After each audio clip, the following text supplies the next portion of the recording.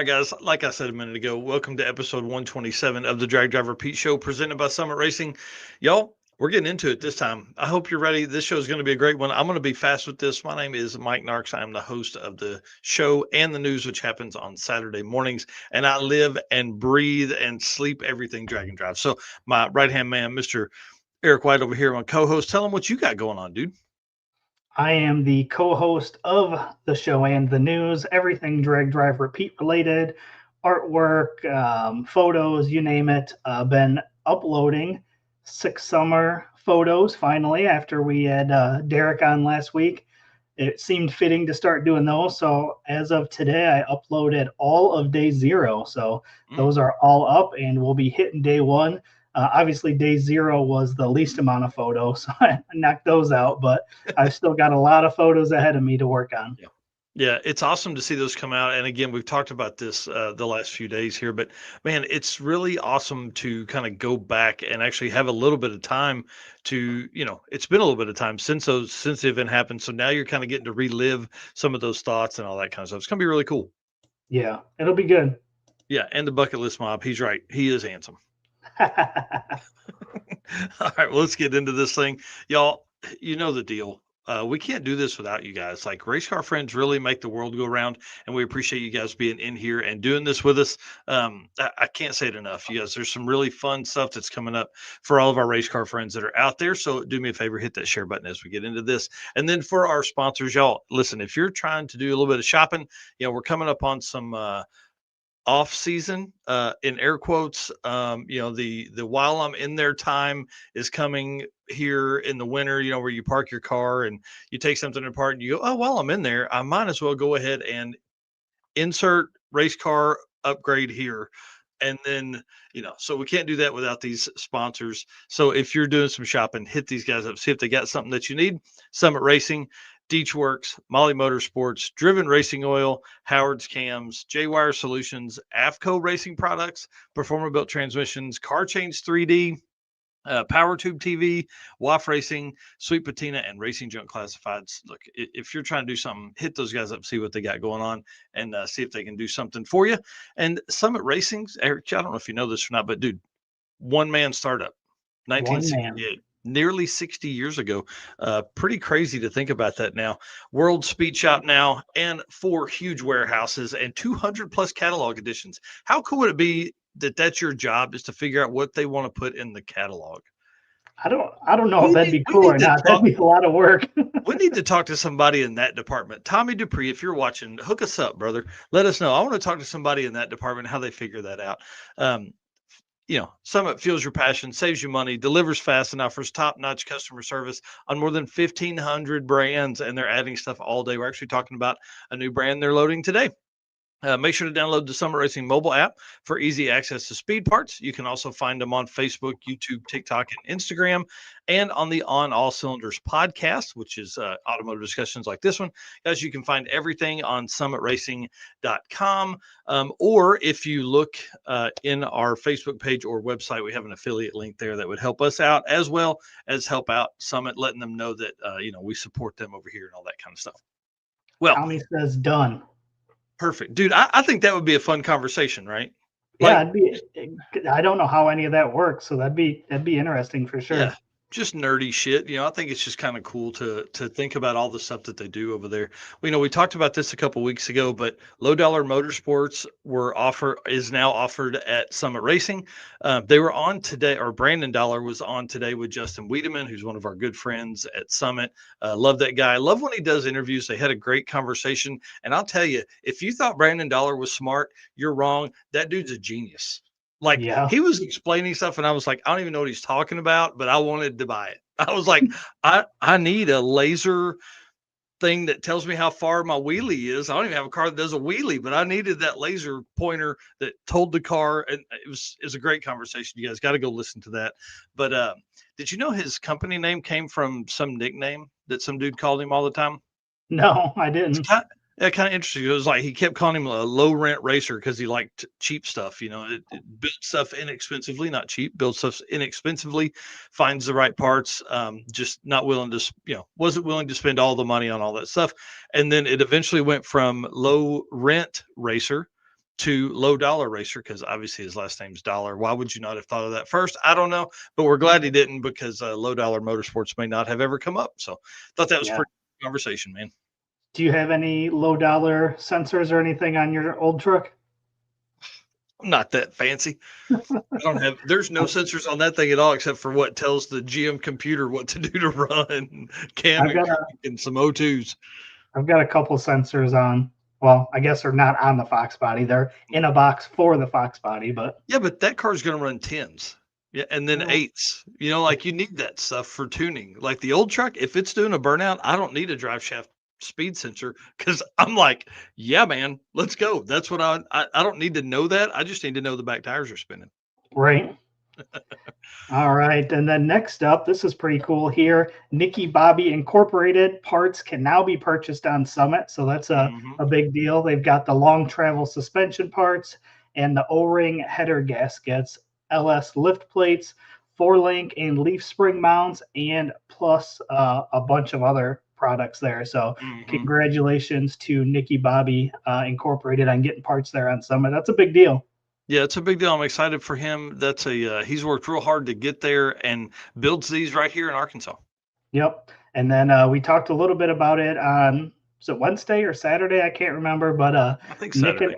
Nick and Alex got married this weekend, so they got a lot of good things going over there with the Taylor household. So congratulations to them on both of these achievements. Yeah, I put it in a comment on one of his posts about it the other day. Man, just power couple, dude. This is going to be th- what's really cool is, like, we live now, I feel like, in what is the heyday of drag racing, because we have so much opportunity to look and see in other people's lives and things like that, that you didn't get that before. You only got information in a magazine. And so now, like, we're looking at this couple. I mean, they're in their 20s.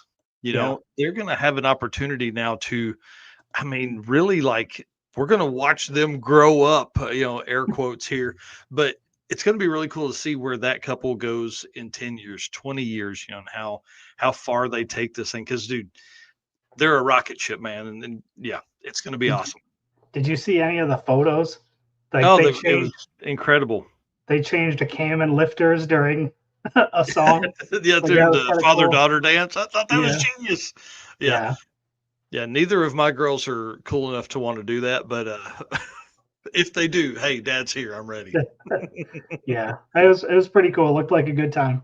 Yep. Yeah, I thought that was it was a gorgeous wedding. Everybody was dressed to the nines. It's weird to see, like, hot rod friends we have that we only ever see in, like, Party ratty t-shirts. t-shirts and stuff. Yeah. All dressed up and in suits and all that stuff. This photo that you guys are looking at here on the live stream and on YouTube and stuff is from 1320 video. They actually, uh, who knew they were great wedding photographers? Right?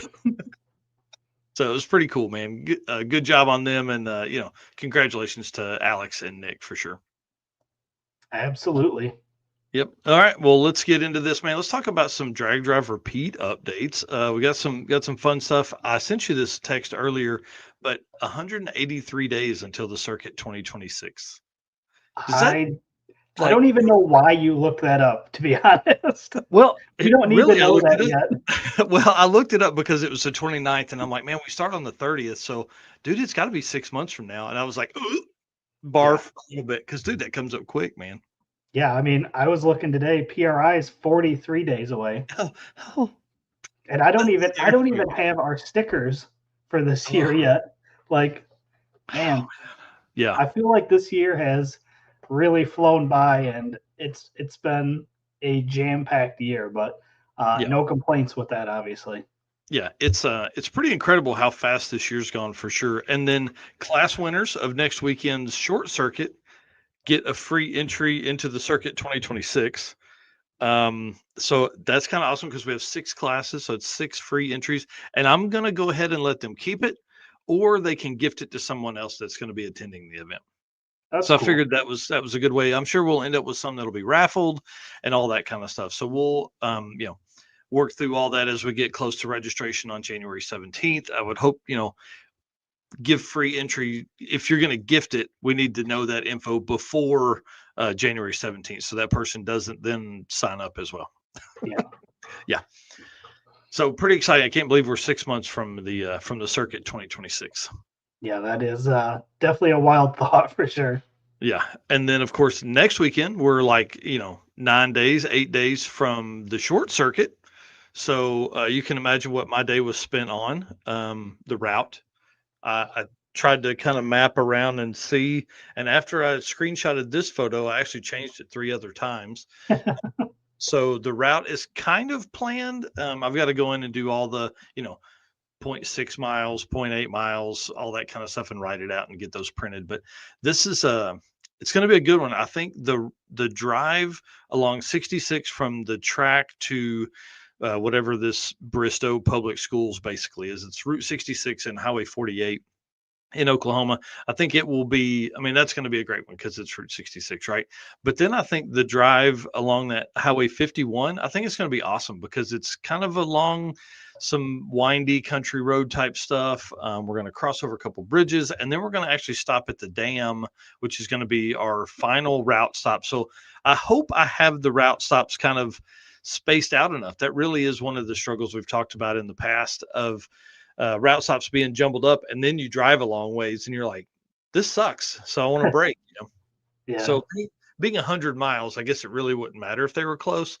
But route stops for the short circuit are going to be Waffle House in Sapulpa, with the first $500 worth of food being covered by Driven Racing Oil and Drag Driver Pete right here, and then Route 66 Auto Museum in Sapulpa, which is like the Waffle House really isn't in Sapulpa. I don't know why it has that address, but it's about 8 miles down to the auto museum. So they open at 10 on Saturday. So I've sent them an emails like, "Hey, do you have like any decals? Do you have something simple that we can maybe buy a few of to kind of pass out during the thing?" Now, the cool thing is we'll have a little bit of time on this Saturday. So if somebody wants to run in and do a tour, they'll definitely have time to do that on that Saturday if they're not going to be highly competitive in a class and need a lot of passes. Have you And then we're been gonna to this museum before? I haven't, dude. I've driven by it a few times, obviously, but I haven't been to it. So this will Okay. be really our first time to go this direction with any kind of the circuit events. I mean, I've been this direction just driving, but by the Route 66 Auto Museum a few times, but not nothing to where I've had the time to stop in and spend 30 minutes or an hour wandering around. And then our final route stop, you guys can kind of see it's there between the 51 highway marker and the 412 highway marker, and that's the Keystone Dam. I think that King of the Open Road used this route stop as well, but it's huge parking lot. I feel like that's a good distance from the heart of Route 66 Auto Museum. That's probably about 60 miles, which I think will be about time for people to either, put some more fuel in or stretch their legs or whatever. So, and then, of course, we cruise back to the track, which is only about 20 miles from there. So, should be a good route. The roads, everybody has talked about being great up until 412, and 412 is good, but we're going right down through Tulsa. So good luck. The traffic is probably not going to suck. It's Saturday morning, so it shouldn't be too bad. But I figured this will take us probably 3 hours worth of driving. It's 103 miles. About 3 hours worth of driving is probably good enough in the car, right? Yeah, that's not too bad for a Yeah. weekend deal. Yeah, it's kind of what I was figuring too. All right, sir. That wraps up all of that fun stuff. Well, I guess for the Dragon Drive Awards, I need to tell everybody, hey, room 235, December 11th, 11 a.m. Please plan on being there. Please, please, please. PRI is going to be a crazy show for 2025. There's a lot of really cool stuff that's going to be dropping at PRI in our booth, as well as all over the whole thing. There is a ton of Dragon Drive stuff that's going to be going on at PRI because Dragon Drive is one of the biggest motorsports right now, one of the quickest growing for sure Yeah. that's out there. Yep, All it's right. going to be pretty fun. I'm excited. Always love going to PRI. Oh, yeah. Bring it on, man. All right. Well, send us into some driven stuff, sir. All right. Driven Racing Oil is the performance engine oil that can do it all. Trying something new here. Do it. Uh, I guess real quick, can you see this on the screen or no? Nope. Oh, Nope. cool. So it's Cool. Wait, what? What is it? it's a teleprompter, but I don't like it, Oh, so I'm gonna sweet. get rid of it. Driven Racing Oil is the performance engine oil that can do it all. GP1 is the ultimate oil for any race or performance application, whether launching hard at the drag strip, or enduring the extreme heat of off road and circle track, or pushing limits in top fuel drag boats and demo derbies, winning racers choose GP1. It's compatible with engines from classic hot rods all the way to cutting edge race machines. GP1's unique surface cling and high zinc formulation ensures superior wear protection, particularly for those flat tappet camshafts, while also solving issues like cylinder washout with methanol and ethanol fuels. It's crafted from the legendary Bradford, Pennsylvania base oil, enhanced with state of the art additive packages. GP1 offers the best in protection and performance. And you guys know the deal, drivenracingoil.com. Use code DDR10 for 10% off your order. You can pick up your oil. Their what was it? The wax that they have. They've The got Pro some Wax. cleaners. Yep, they've got all kinds of great products. Again, DDR10 for a 10% discount on that. And then Facebook and Instagram, they post all the time about what events they're headed to. Check them out there and see if they're in an event near you. Yep. And then before we move into some event stuff, I do want to answer this for Dustin Carlington. Yes, points updates were supposed to come out last week. I know I said that, but then I realized, dude, I never got the full results from Street Week Sweden.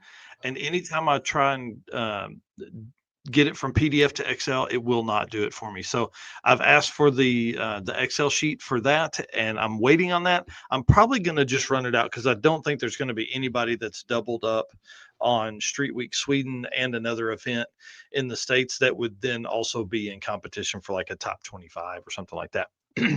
So we'll see. I may, retract that once I see those, but as of right now, I will go ahead and put those out tomorrow because they're all ready. I was literally going to do it, and I was like, "Where's Street Week Sweden? I don't have that yet." So I had just ran right by that one. So, anyways, just wanted to update that. All right, sir. Let's talk about some events. Yeah, so streetcar bragging rights. This is the registration or the tickets go on sale this Saturday, November 1st. So just in a few more days. So if you are planning on heading to streetcar bragging rights, because we know a lot of our race car friends are in some of those classes there, November 1st, tickets go on sale. Well, and that's drag and drive adjacent. It's kind of what we call it the other day. July 19th through 21st, home quarter drag and drive for 2026, Saskatchewan International Raceway. We talked about this one last year. It's their first event.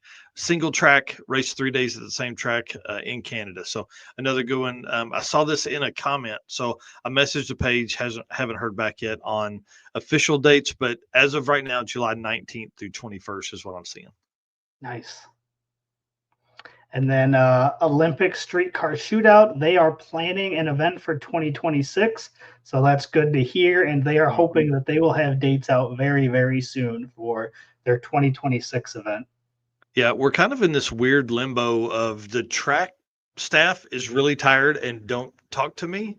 But promoters are like in this, hey, I need to kind of get this on the planning phase. You know what I mean? So it's a real weird time for probably the next month and a half. Yeah. All right, sir. Street Machine Drag Challenge is running right now. Like, I think they're actually racing right now. I don't think they run a live stream, but they're racing right now. Oh yeah, this will be morning over there, correct? Mm-hmm. Dang, that's kind of cool. Would have never thought about that. We're doing a live stream and they're racing. Yep. Yeah, so I'm excited. They do have Street Machine YouTube and Facebook channels.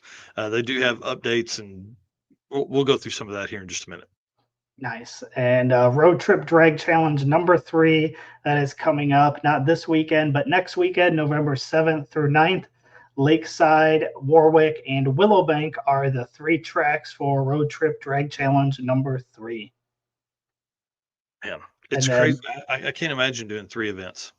Yeah.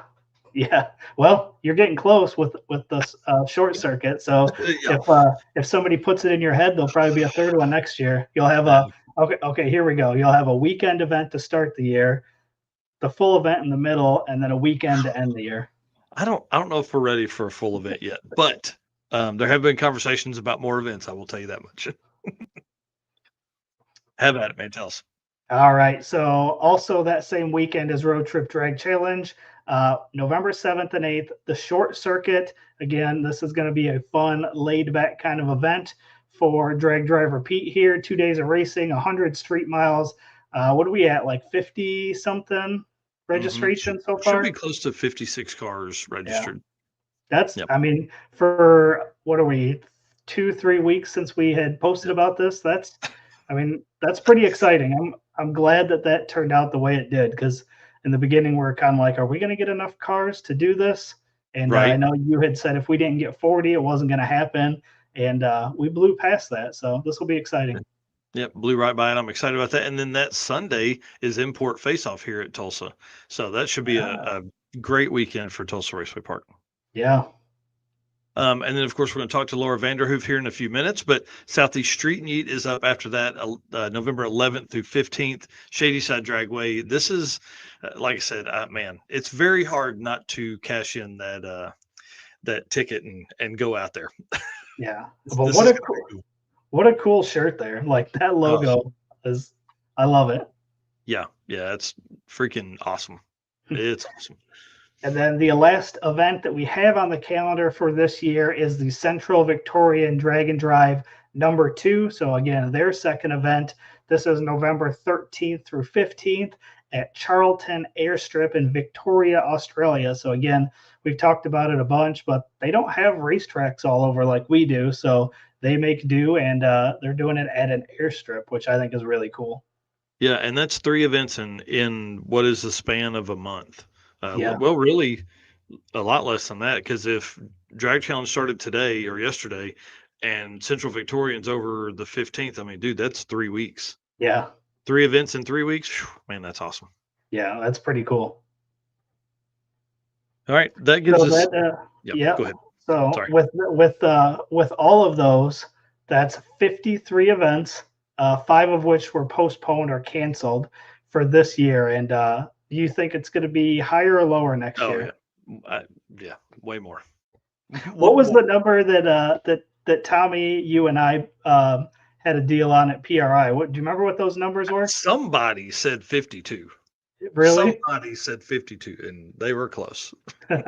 That's awesome. But I And think somebody said 42. So we'll go back and look at that. We'll have an update on Saturday. yeah, yeah, it seemed like a lot back then, and now here we are, and it's kind of wild. So, Yeah. for the full list of all the events, you can find them at dragdriverepeat.com/event list 2025. And again, I think we have 16 ish events already on the calendar for Mhm. 2026. So it's man, it's wild. It's growing very fast. It's kind of a fun story, but I'm on a Slack group with Wes Buck and those guys at Drag Illustrated and so like anytime I have an opportunity to talk about Drag and Drive, I do. And so I've been putting together kind of the annual numbers and it blew their mind. And so, they're talking about, well, how many events is that? And I said, 53 scheduled, 5 moved to next year or canceled. And they're just like, we would have never figured it would have gotten to that, especially like, dude, we talk about all the time. 2022, there were 11. In Right, and 2019, there were that was a 5. lot. Yeah. Yeah, that was a big jump from five. What was it? What year was five? 2019. Okay, so yeah, Yeah. 5 to 11, it doubled then, and Yeah. we're like, holy cow! Yeah. And then, oh my gosh, Yeah, 4 now times we're as many. 53.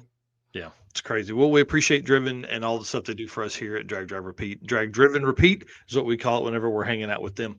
Let's talk about some J-Wire stuff because this is going to be a fun one here, and then we're going to bring Miss Laura in the next one here. So, J-Wire Solutions.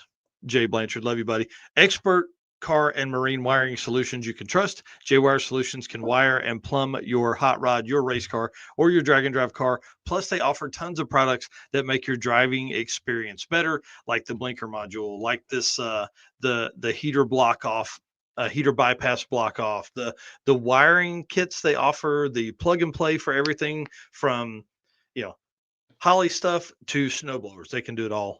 So hit up Jay at J Wire Solutions for all of your fun parts and pieces there. And then talked about Street Machine Drag Challenge just a few minutes ago. Of course, I wanted to go over the top 5. They're one day in. except for whatever they're racing this morning, or right this morning over there right now for us. So first place currently is Keith Hards, 7.233. These are quarter mile times. Second place, Mark Drew, 7.430. And then in third place, Brandon Zito with a 7.547. So pretty awesome. Do you see the, oh, it doesn't have it on this logo. Sorry. There's one of the logos. Maybe it's on the next one. No. Um, they've been doing this 10 years. I didn't know they started in 2015. I did So, not know that either. That's pretty yeah. awesome. Yep. So, or maybe they started in 2016. This would be their 10th running. I don't know. I'm going to do some research on that.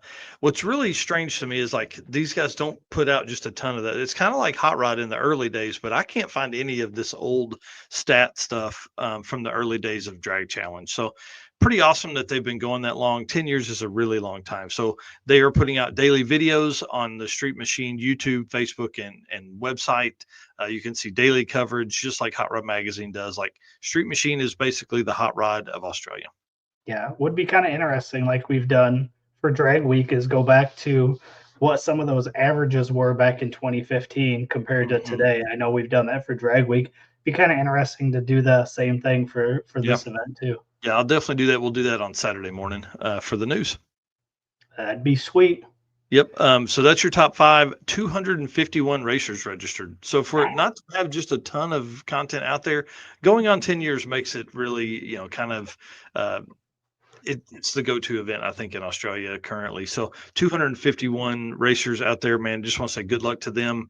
It started yesterday, so we're going to recap classes on Saturday morning's news show and kind of go into that last day of racing with everybody's times and all that kind of stuff. Nice. Yeah. And then up next, I don't know whose car this is, but I thought it was super cool, man. I love all the different cars that are over there That for is one of Street my Machine Drag Challenge. my favorite thing with these Australian and like Sweden events. Like seeing the Mhm. different cars is always cool because we get so used to seeing the same cars at events here in the U.S. and then you look at their Fox bodies photos. and Chevy 2s? Hey, stop it! Stop it! You don't see that many LS Fox bodies in drag drive. Okay, stop. Yeah, okay. None. Yeah, it's a rare breed. But it is always cool to see the different style cars, and like this one here, what's really cool is you see a lot of four-door stuff, Yeah. which I Yeah, think is because really neat. I mean, those cars were built just to drive around. They weren't built to do what we all do with them. So pretty Right. fun there. And then this Drag Zines Horsepower Wars season 4 is back, but they're doing drag and drive with it. So Brian Wagner, if you guys don't know, he's a big drag and drive guy. He always is out at a drag and drive. He's building himself a drag and drive car at More Speed and Performance, John Moore's place. So it's going to be kind of awesome. They actually had, I guess, Horsepower Wars was the engine shootout between the LT and the Coyote.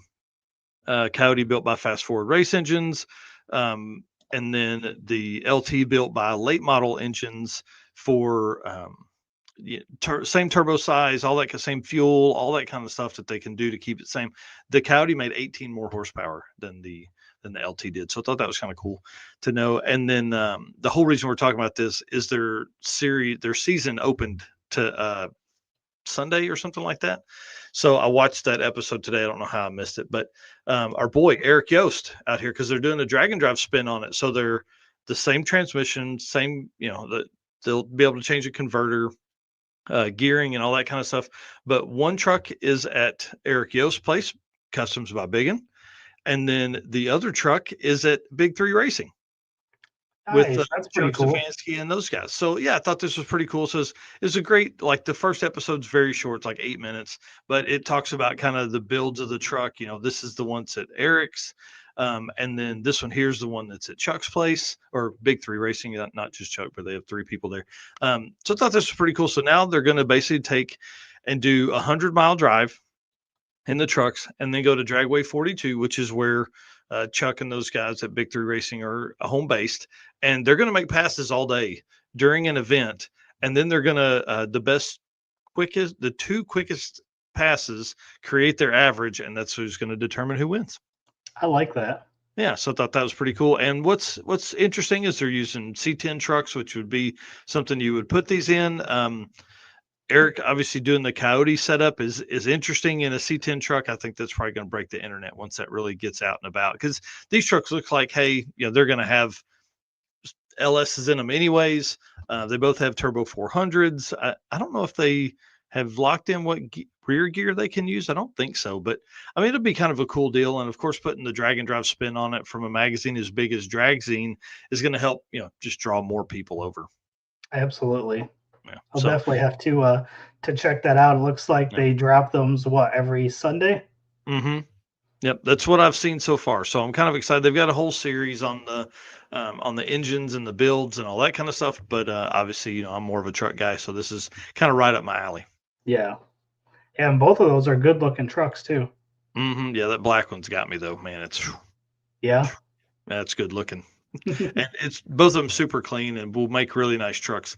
The white truck has what looked like, and I don't know if this was just in the back, but it looked like it had like a full cage and stuff in the bed. But looking here, I don't know why you would cage the bed and not put a cage inside the truck. So it must just be a shot the way they shot it must be a different truck. It no, I guess it doesn't. For a second, I thought it looked like there was a cage in it, but Yeah. it's just that white trim that I was seeing. Yep.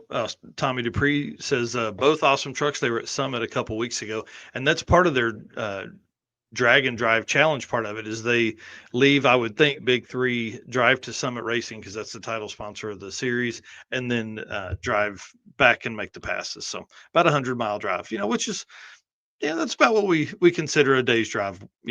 That's your minimum. Right. Yeah. So pretty awesome setup, Yeah. and then super cool trophy. Yeah. Yeah, that Yeah. looks like a pretty cool deal.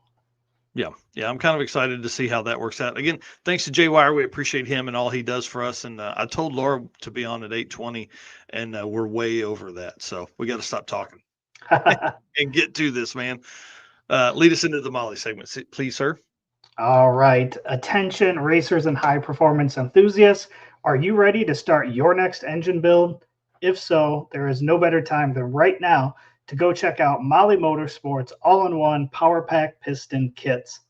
With over 1,200 applications, these kits come complete with pistons, rings, wrist pins, and clips, all designed to work together. Molly Motorsports Power Pack piston kits take out all of the guesswork. No more trying to determine if a piston will need this ring to work with a certain cylinder size. Molly Motorsports did all of that engineering for you so you can get to the part that matters, which is building a power plant that leads you to victory lane.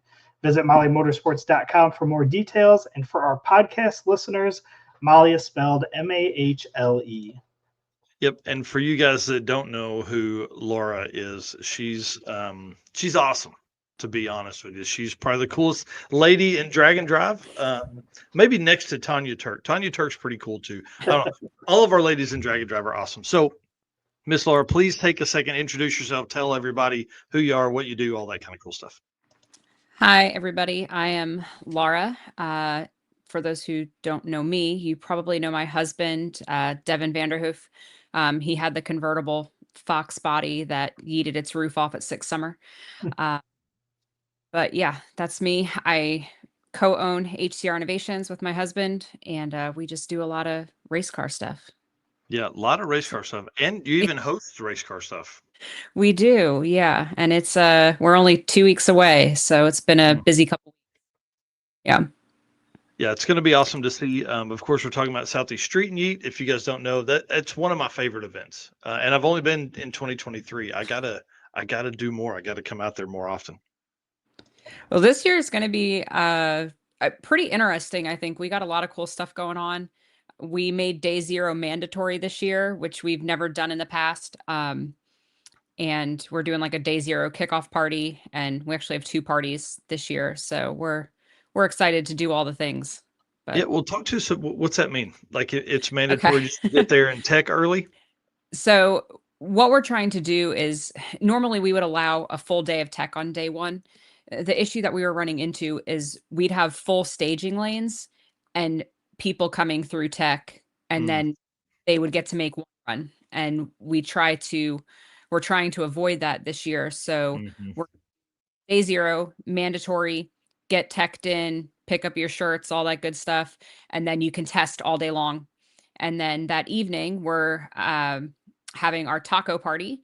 So we used to have it at a checkpoint, but we wanted to give people something cool at day 0. So we're gonna have like cornhole, the practice tree, all that good stuff. And the same people we had last year, his name is Luis Cervantes, and his family, they cater, but they make authentic tacos and they're Mm. delicious. So, and of course, we will have margaritas. So we also figured it's safer to do at day 0 because people won't be, driving 100 miles after drinking their margaritas. So That's a great idea. Yeah, I love the racer pre-party. That's, we do that with the circuit, and it really changes the whole dynamic of the week. And you guys are gonna, man, I can't wait to hear the fun stories that come from that. yeah, we're so this year we're doing things a little bit different because we are allowing tech on day 1 this year, but 2 hours of tech. Yeah. So from 8 to 10, we're teching, and then we're going to go right into racing. Normally, we don't have a set route, but this year, your day 1 route, I guess, to your first checkpoint to the second track is going to be a planned route that we would like you to follow. Otherwise, you're Mhm. going to sit in traffic on 85, and that's miserable for anybody involved. So we want to avoid that this go around. But we have some really cool checkpoints this year. We have a new track this year. So after day 1, we're leaving Shady Side. Shady Side is our host track every year because Mhm. they're just phenomenal. They do such a good job. We love the buffs. They're great. They always prep a spectacular surface. So as long as they keep doing that for us, they've Yeah. been super supportive. So we're going to always go back there. But when we leave there, we're going to the Silos, which is a family-owned business down in Easley, and they renovated these old grain silos. And they have like a brewery, they have an Indian restaurant, coffee, authentic Philadelphia cheesesteaks. So we're sending everybody down there to check that out. And then from there, they head to Greer Dragway, which is a local track. And we haven't used them before for this, but we've Mhm. attended so many events there. And the guys and girls at Greer are awesome. Alicia and her dad, Mike, they also put out a great surface, and, they're very hospitable. So we're excited to go to them for the first time in Street and Eat history. So we're looking forward to Yeah. that. And then Go ahead. I'm excited to see Greer on the list because I think every year, like that's been the conversation every year is like, hey, can we go to Greer next year? Can we go to Greer next year? From what we've seen in the comments. That's pretty awesome. Yeah, we're excited to go to Greer. Greer is one of those tracks we go every Thursday during the summer and spring months for like the local list race and stuff. So we're excited to go, with our own event. Um, but after Greer, we go on to CPR Performance, which is where we normally have the taco party. We obviously changed things up a bit this year, but Charles Potter, who owns CPR, he is a drag racer himself. He has an awesome shop there. They sell fuel parts. So Mhm. we love to keep them as one of our stops just because he's awesome, but it's also great for all of our participants because they have a place where they can grab fuel if they need it, pick up spare parts, sensors, anything like that. That's a good stop to have there. And they got really good parking. They got Yeah, really it's good a parking. huge parking lot, and it's like, I mean, it's a legit speed shop, right? Like that's the one It we've gone is. to, Yeah. and yeah, Yep. perfect for that. Yep. It is, it is, and what's great about it is technically, because we don't have that route for that portion of it, we never do that. We like to do the whole fend for yourself type thing, so if you pick the wrong route, that's on you, you know? Mhm. Um, but CPR, because of the tracks that we go to, because after CPR, we go to Carolina, and on the way to Carolina and on the way back from Carolina, you can pass CPR twice. So you Oh, have the wow. potential, if there's anything you need, you can hop in there both times to get it. But we That's also awesome. have it. Yeah. So, and of course, we go to the House of Hook, which everybody loves the House of Hook. You can't complain about that place. They always do a great job. Um, and last year we let people run out the quarter if they wanted to. Um, I'm sure that'll be an option this time as long as, you have the proper safety equipment in your car sort of. Mhm. Um, But after that, what I'm really excited for is Nate Prater with Momentum Racing. I saw him comment. I'm his hero, I guess. He puts on streetcar bragging rights, which if you've never been, you have to go. It is a phenomenal event. He's one of our checkpoints this year, and he was like, "Listen, let's make it a party." So we're doing a mandatory practice tree competition with prizes. He's going to have food trucks. There's a side road for trailer burnouts. So we're actually really excited to add that to the list. Yep. That's Yeah, sorry. There we go. yeah, my little parking maps. Hey, listen, this is genius. This makes me step my game up on the circuit for sure. Well, it's nice to have because, like, especially, and I know some of the people in the Street and Eat group are making fun of me about it. They're like, "Well, she's not my mom. I'm parking there." It's like Keith Rudisill, Scott Thompson. There Yeah, are places. you mean this one where it says "Do not park here"? Yeah, they'll have you towed. Like you don't interfere with their parking. So we try to, be respectful of the places that we're going. So, Yep. I urge that 100%. Yeah, we need people to not be respectful of the burnout road in front of them. I'm excited for that because a lot of times you go on drag and drives, and most of the places you drive through, you'll still see people standing on the side of the road. They're very supportive. However, yes, Tracy, you're allowed to do burnouts at Nate's if you don't have a trailer. Why would you not have a trailer? Because wagon. He Yeah. don't need a trailer. He's got plenty of room. But it's even still, there are some people who they don't like the loud cars. They don't like you making the noise. And so I try to be adamant that, just wherever we go, just be respectful. If you respect them, they'll respect you. So I think that having a specific spot to do the burnouts, we've never really had that before. Shut up, Devin. He has designated parking on my parking map. I'm sure you've probably seen it on one of there. It says street and eat trailer parking. Don't park here.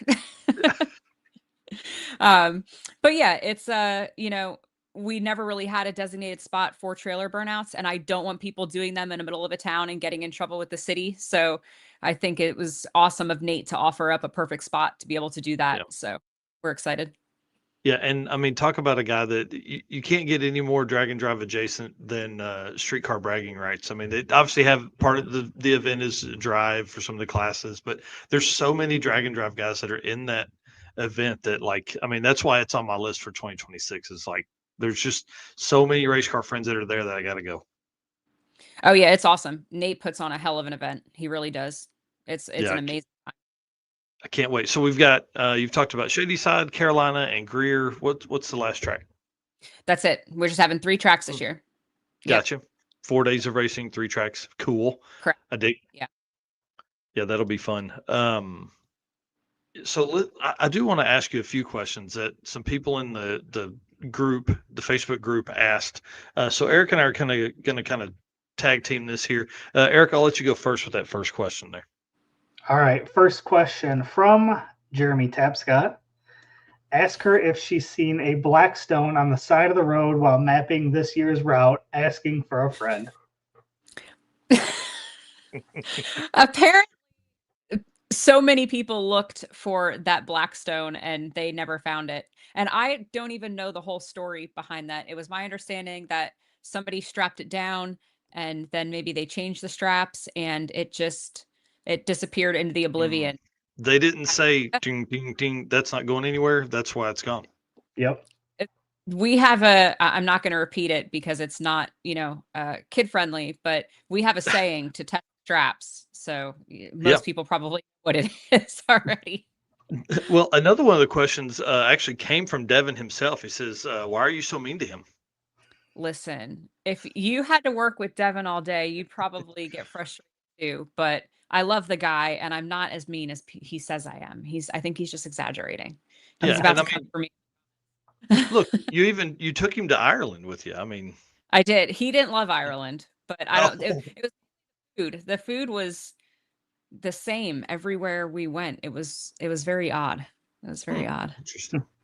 Yeah. Beautiful country. Next question, which isn't really a question, but Brett Marvel has requested the lasagna recipe.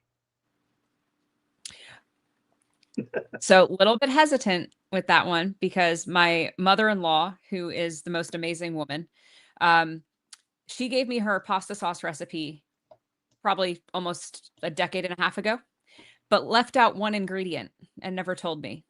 And I could not figure out, Devin couldn't figure out, he's like, it's missing something. It's really good, but it's missing something. The day we got married at our wedding, which our anniversary is actually in a couple days, she pulled me aside at our reception and told me, I'm not going to tell you, but told me what that missing ingredient was. Nice. So it Marshmallows for everybody at home. recipe mine. That's It's awesome. not happening. Well, BJ Hipskind, whatever, says, why the hell does she put up with us group of degenerates for a week? And the degenerates definitely absolutely appreciate it. It is a really good question. I don't know why I do it, but honestly, everybody that comes to our event is awesome. They've always helped us make it a good time. They've always been kind and respectful, always willing to help. And that's one thing I love about the drag and drive community. So I think that's why we keep putting up with them every year. So, well, as long as they still want to do it and they still have a good time and they're still awesome, we'll keep doing it. That's awesome.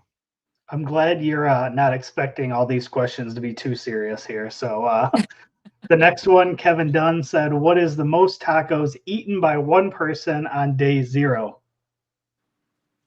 I honestly don't know, but if I had to guess who it was probably Mark Manor. Nice.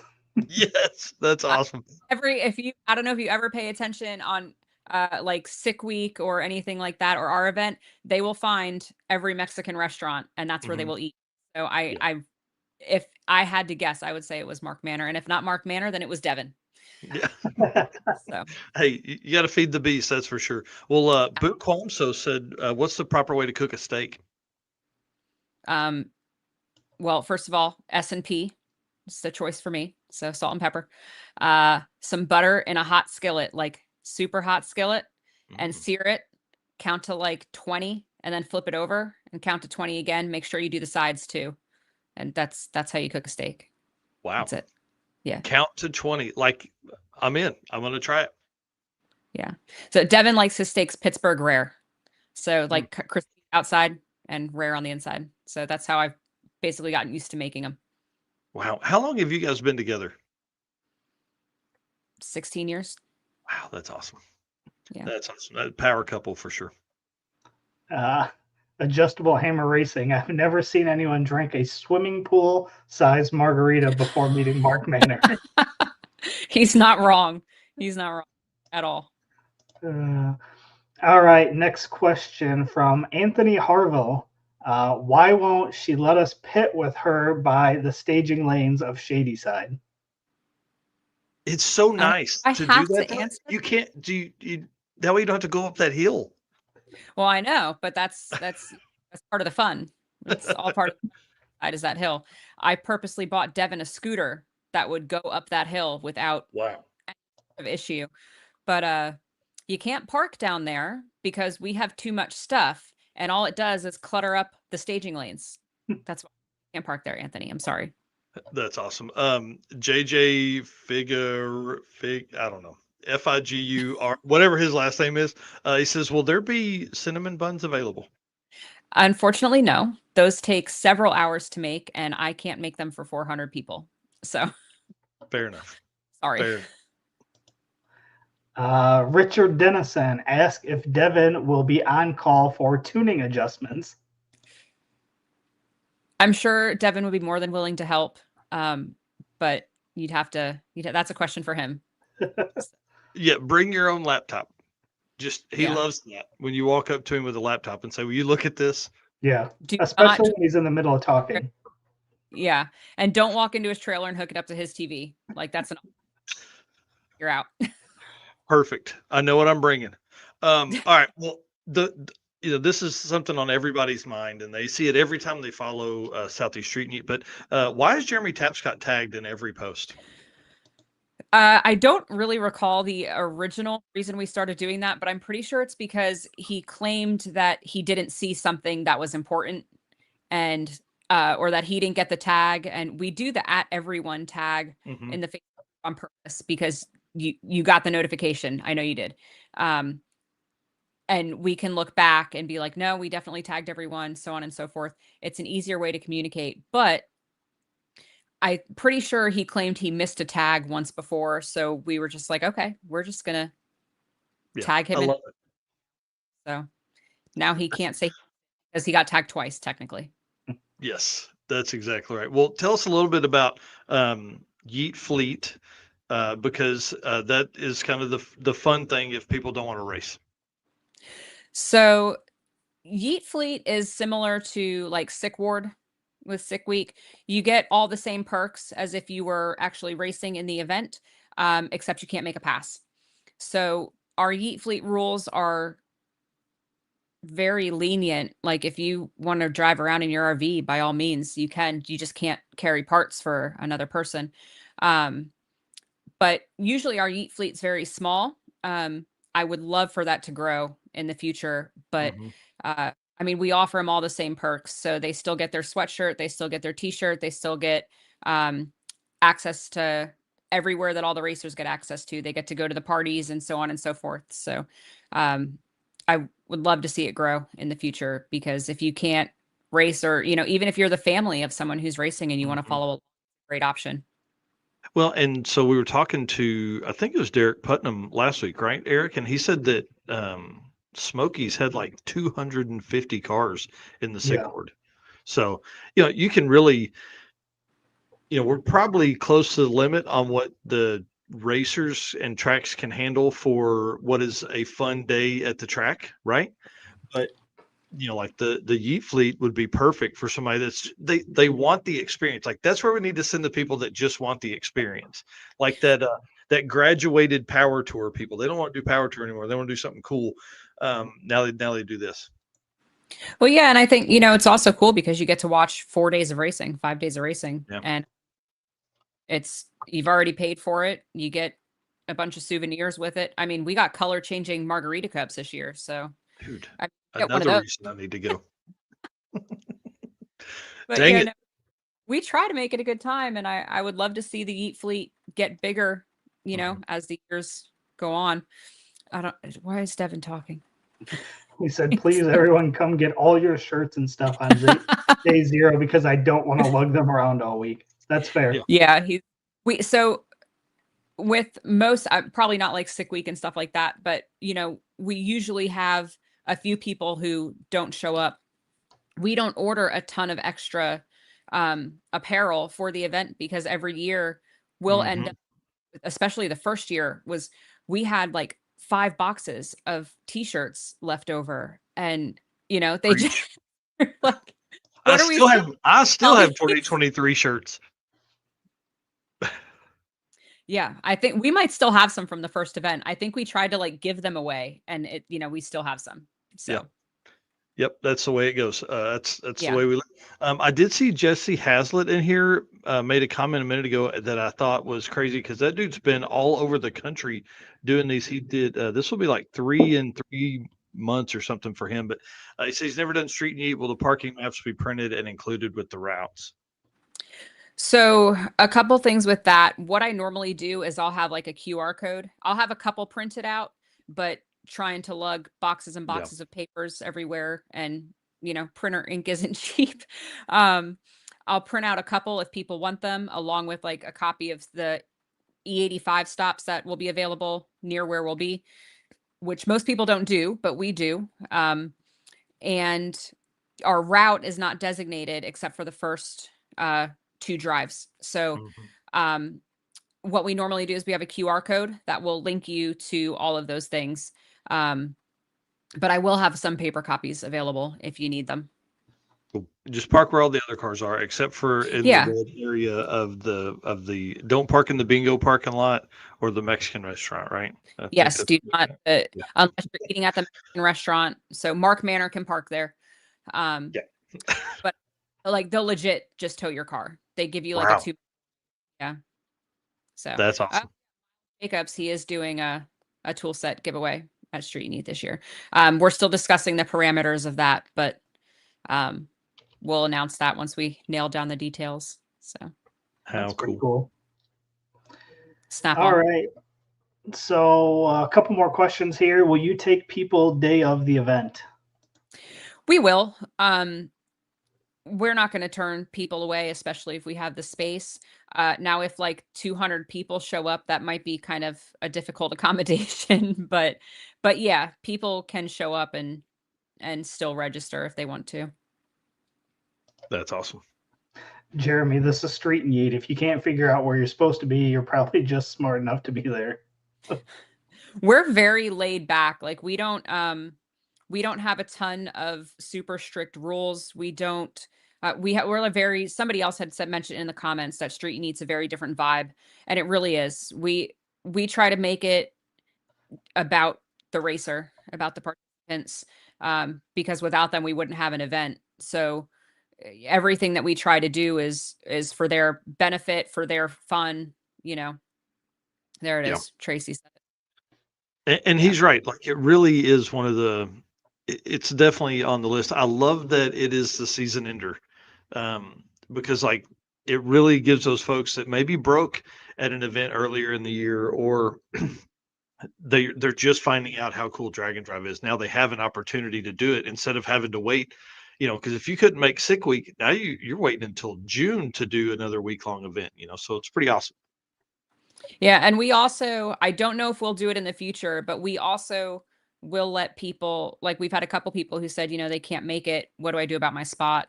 And, we'll let them offer it up to somebody if they want to. We're not That's awesome. there's maybe like 8 people every year who do it, and that's Yeah. not going to hurt me. Like it doesn't hurt me or everything that we get from this event we put back into the event. So, the tacos, the color changing cups, the everybody gets a sweatshirt this year with their registrations. Wow. So, we're trying to make it as cool as possible, offer as much as possible, and just hope that over the years it grows. Hmm. Yeah, definitely. And what's the count? Like 200 plus car, 250-ish, something like that? I think this year, so we actually cut off this year at 200, but I think we have a total of like 206. Yeah. We a couple people who didn't even realize that we had opened up registration, who've been there every year. They're like, every year we didn't even know. So we went ahead and let them register. That's But, really cool. Yeah, and then which means adjustable hammer. you less than that show up. That usually what happens yeah. is people that just don't show. So Yeah, that's not abnormal at all. And then I guess kind of the last thing here to round it out, give us a couple of your favorite stories from the past few years of Street Yeet. Well, I was gonna say that the Blackstone is probably, even though I don't know the full story, it comes up every year. So like it constantly, like it, and not even just at Street and Eat time, like throughout the year, someone will randomly ask if anybody's seen the Blackstone. So that one I think will just live on forever. And I hopefully if Jeremy gets another Blackstone, that they actually strap this one down appropriately this time. Boom, boom, boom. That's not going anywhere. Yeah, You got to say it. You got to. they're gonna have to have Devin come over and straps on. There should be some like hidden at every route stop. There should be a thing where there's just a Blackstone sitting at a route stop somewhere. Random one, like a random broken strap somewhere. Right. Favorite stories. I don't know. I've been thinking about them all day, and there's just I think one of the things, actually, one that's really good that always stands out is I believe it was Dustin Safford and his group. I think it was our first street meet. They broke, I think, on day one. They completely rebuilt a transmission in a hotel parking lot in the rain. And I believe he ended up winning that year. That's awesome. Pretty sure, if I remember correctly, but like, yeah, he went from holy crap, I'm gonna have to drive this all or take this thing all the way back to New Jersey and just call it quits to winning the event. Another good one is probably Sean Lewis, whose car we just finished wiring in the shop, his Chevy 2. He like ran it out the quarter at Shady Side. I think like at Shady Side quarter-mile track. Mm-mm. And he's just like yelling "Roll Tide" going down the track. But Tracy Holtzclaw had some killer wheelies on day one of Street and Eat. The very first year, we had a competitor who finished the event with no windshield. We've had a lot of interesting over the years for Street and Eat. But our very first Street and Eat, a hurricane rolled through. And Oh, yeah, I remember that. yes, so we were supposed to have good weather, and then the storm turned. And so we got like a half a day of racing in. And then at the very last minute, we were like, okay, we're just going to do a pizza party at Ledbetter Automotive. We did a practice tree competition. So Mhm. everybody in that shop. And then the next day got rained out. Carolina, I think it was Carolina, tried very hard to get the track dry, and the water was just seeping back up through the track. So they couldn't do it. Devin made a last minute phone call and was able to get Union, I think it was Union Dragway. He was able to get one of the tracks on board like last Mhm. minute. And so we went up there for some last minute racing, and it worked out. So I'll never forget that. And it was one of the reasons why we've been hoping to maybe move the event sooner. Unfortunately, by the time we were like, oh, let's do that, it was too late. And so all the dates we were looking at were booked. So we're doing another November event and hoping, fingers crossed, that we get good weather this time. Yeah, it should be fine. You'll be fine. We believe in it. And the one thing that's great about Drag and Drive is that anybody can do it anywhere. This story, Eric, read us this story here. Yeah. Chris Story had a shotgun pulled on him by a guy in his underwear while Sharon was doing a trailer burnout in the purple CTSV in front of a dude's house. My God. I didn't. Oh, that's hysterical. Yeah, Wow. that's awesome. Had no idea that happened. One thing people have to know if they're camping at Shady Side, it's dark. Like, you don't understand when I say dark. It's like, is my hand in front of my face dark? It's pretty awesome. But Shady Side's one of the coolest tracks I've ever been to. Shady Side's great. We love it. Yeah. We love Shady Side. That, and I think Carolina, the House of Hook was a great spot. Where else did we go in 23? I don't remember. It was all over the place, but big shout out to Ryan Hargett, which I think Eric was Street Need his last event, maybe because they pulled the car apart. No, It might have been. it was really close. If he didn't, he may have done Sick Week 24. But anyways, he raced 2 classes, which you guys are one of the only events that let you enter to.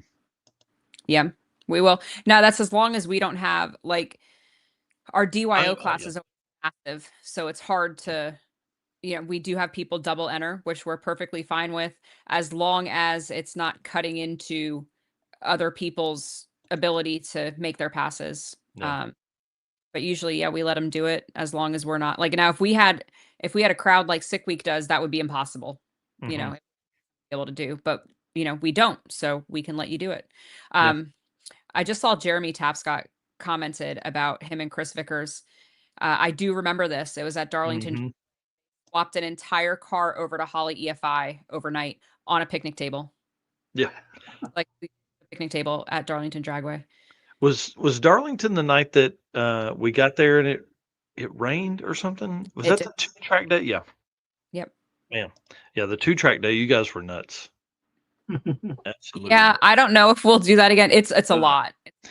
I can't imagine from a promoter side, it has to be crazy to try and make that gap and figure out when to leave and all that stuff. But then also the workload of basically putting on 2 events same day. That's We all, I mean, with that 2 in 1 day last year, we did Orangeburg, so South Carolina Motorplex, and then we went to Carolina after that. But the night before, it had rained very badly, and we had no idea up until maybe 10 o'clock that night when a competitor messaged us and said, hey, listen, there's road closures down here.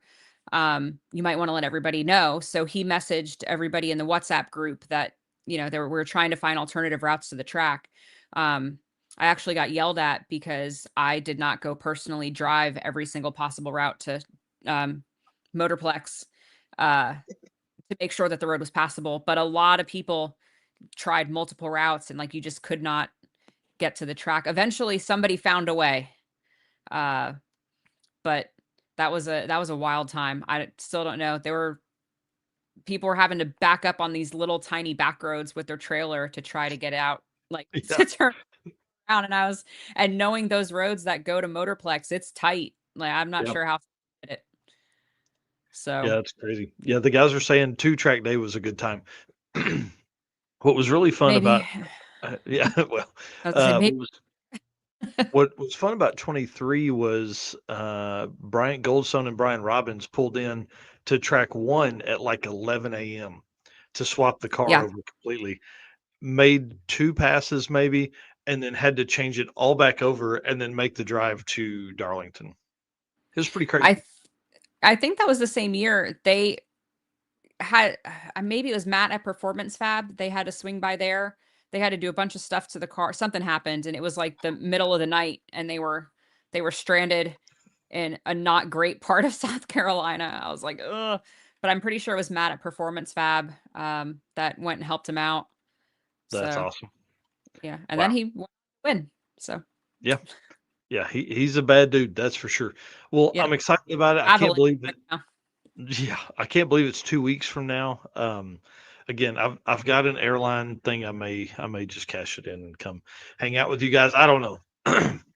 We'll see how that goes. We'll see if she'll let me. At this point, it's the end of the year. I'm big on a lot. But yeah, Southeast Street is one of my favorite events of the year. I've only been to one, but I definitely need to make, that's I mean, that needs to be an annual trip, especially because it's the last national event of the year. It's the last Dragon Drive World Championship Point Series event, all that kind of stuff. So yeah, we need to make it need to make a trip. Yeah, I'm looking forward to this year. We will have the live stream going with Corey Stamper at Spooled Media, and Rye Klemp is going to be announcing for us this year. Yeah. So should be good. We're hoping a bunch of people tune in, and we just hope everybody has a good time. That's the whole goal with this event is just give everybody a good surface and a good time. Yeah. Well, you guys definitely do that. Hey, look, we appreciate you coming on tonight.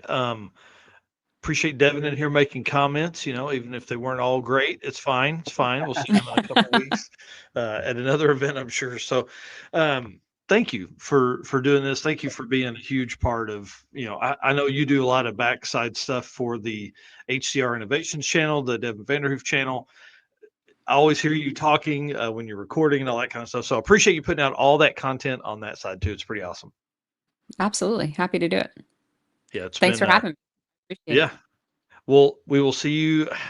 I don't know. Maybe I'll see you in a couple of weeks. If not, I'll see you in a couple of months. I'm sure somewhere. Well, I don't know. We're gonna Josh's wife, myself, and our friend Yvonne are gonna ride down for Sick Week this year. So Oh, fun. we'll Yeah. yeah. Yeah. Well, Dave, see, what about PRI? You guys come to PRI? I am not going to PRI. No. Fine. No. Fine. Then if not I'm good. Street Meet, Sick Week. Yeah. We'll see you. Awesome. All right, lady. Well, thank you very much. We'll see you soon. All right. Thank you guys. Have a good night. Yep. You too. All right, guys, and if you haven't done it yet, you need to be following Southeast Street Meet on all your favorite social media apps, but they typically post on Facebook, probably the most often, I would say, there. And again, it needs to be a bucket list item for folks that haven't been there yet. You've got to get to that event. We got to get Eric down to that one time. Maybe you and I go 2026. Maybe that needs to be on the list for them. I don't hate that idea for sure. Yeah, right. We'll see. All right. Well, again, thanks to Laura for coming on tonight. We appreciate it. Thanks to Devin for letting her do that. I know he doesn't have any control over what she does in her life, but we appreciate all them and all they do for the drag and drive community. Again, thanks to Molly Motorsports for all the stuff they do for us, man. Not just supporters of the channel, but also drag and drive racers as well. George Wright taking on Hot Rod Drag Week, and Eric Grillo taking on Rocky Mountain Race Week and Hot Rod Drag Week in the Nova. So, all right, sir. And then you see over here, this right here, this I have an open passenger seat. That's not the kind of shit I need to hear, man. That's that would be kind of fun. I don't know. We'll see. I'll talk to Melissa tomorrow. All right, sir. Let's thank some race car friends. Yeah, appreciate everybody tuning in so far. We're a little over halfway through the show tonight.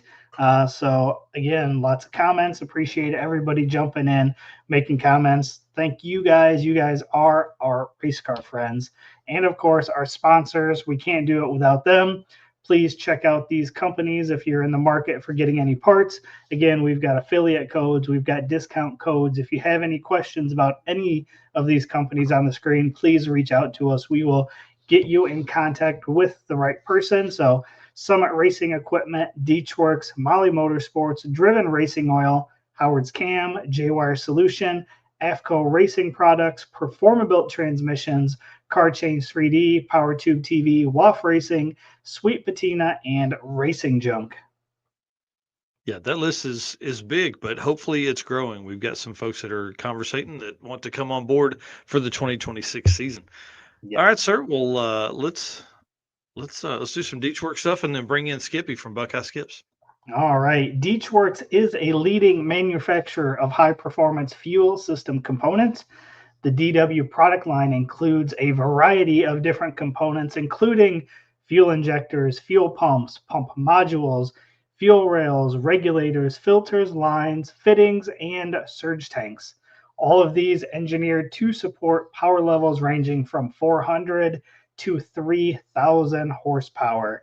Again, DDR10 is the discount code for 10% off of anything on their website. So again, if you need any of those fuel components that I just listed, head over to deechworks.com and use code DDR10. And SEMA is going on soon, right? Next week. Yep. That's So, why Mark Campbell of Deechworks couldn't be at the short circuit. That is right. Yep. So they are going to be at SEMA. So if you are at SEMA, please go over and say hi to them, or PRI. They will also be there at PRI, which we will be stopping by and hanging out and chatting with them as well. But if you're at either one of those events, go by, check them out. Check out their new lineup of products like the 550 and 620 in-tank brushed pumps that they're just rolling out. Yeah, these are going to be freaking awesome, man. I mean, look at that lineup. So you've got 420, 430, 550, 620R. I don't know what R means. And then 810. Like that's a stepped program right there. And the great thing is I would think those would probably just drop into place. So say you start with the 430, then you move to a 550 because you make more power, you go up in turbo or whatever, and then you go 620 and then 810. I mean, like, I know that's spending money but incrementally, if you use that for a year, you're still good to go. It's awesome. Yeah, and plus you can always throw it in as a spare in your drag and drive trailer if you upgrade. Yeah, that's exactly right. All right, well, let's bring on our next guest, Mr. Skippy, Mr. Carson Stone from Buckeye Skips. Man, it's great to be on here with you. You and I've had some conversations in the past. Obviously, talked on the phone a lot when you were kind of kicking off Buckeye Skips. Dude, this was an event that hit the ground running. You got on the ball and got to work. It was pretty awesome to see. Yeah, we were nervous. Never been on a drag and drive, let alone doing one and getting talked into it. So it was like, okay, either go big or go home. And we were pretty fortunate. You ended up with a great group of people. Well, and you went big. You didn't go home, that's for sure. But this, from what I think our early conversations was, this wasn't your first event to host, right? You've hosted a ton of events in the past. Yeah, we've hosted different events. We used to do a event with the Renegade Racing Association, and so got a lot of good experience from them. Just great people. And big thing is letting people know that you're there. That was our biggest deal. Yeah. Yeah, you guys did a great job promoting the event and all that kind of stuff. Had a huge list of folks. I think one conversation we had was you had Big Three Racing involved right from the very beginning, getting them in, and those guys have been on a lot of events together and apart, and they've been all over the country doing it. So it's super cool. Yeah, I think Rick was getting tired of hearing from me. I had more questions than I had time, than he had time probably. Well, hey, that's all right. That's all right. The same thing with you. It seemed like every week I was bending your ear. Okay, what do I do now? Yeah. Well, and that's one thing that's great about the Drag and Drive promoter community is we're not scared to help each other out as well. Racers Yeah, help racers, and man, the promoters really are an open book when it comes to all that stuff. yeah, and believe me, it helps. Don't be afraid to ask questions. Yeah. Yeah, 100%. Well, tell us how this whole thing came about. Well, for years I wanted to do a drag and drive, and we had a lot of things happen in our lives that didn't let us do that. And we were hanging out with a bunch of guys. Rick Russell that has a Little Red Express, and his son Big Ricky, we call him, with the um, yeah, whatever it is, S10 Blazer. Hmm. And I mentioned something about doing a drag and drive, and they're like, "Oh, you're gonna host it?" I said, "Well, yeah, sure, why not? Let's do one." And now I'm like, I don't know. So all night for 2.5 hours, every 5 minutes. So you're doing this, right? So yes, Rick Russell with the Little Red Express, we did it, and it bit him in the butt. He was winning his class in the truck class on day 2, and didn't make day 3. Mm. So, Yeah, um, he'll have to be back for redemption. oh, he needs to be. Yes, yeah. I pick on him every week. We actually have a shirt that says I attempted Buckeye Skips, so he's going to get one of those. Eric, we need that. Put that down on the list. Yeah, We- I like it. yeah, I Yeah, tried. I tried. Yeah. But yeah, we were real fortunate for the first year. We had like 147 people sign up. We had 111 leave the gate. That's awesome. Yeah, and we finished. My wife has something like 91. Uh, Made it to the final day. Um, Wow. yeah, we were real fortunate. Well, weather, couldn't ask for better weather. Um, yeah, Vinny Barbone, he was one of Yeah. them that didn't quite make the end, Man, that car is so unfortunately. cool too.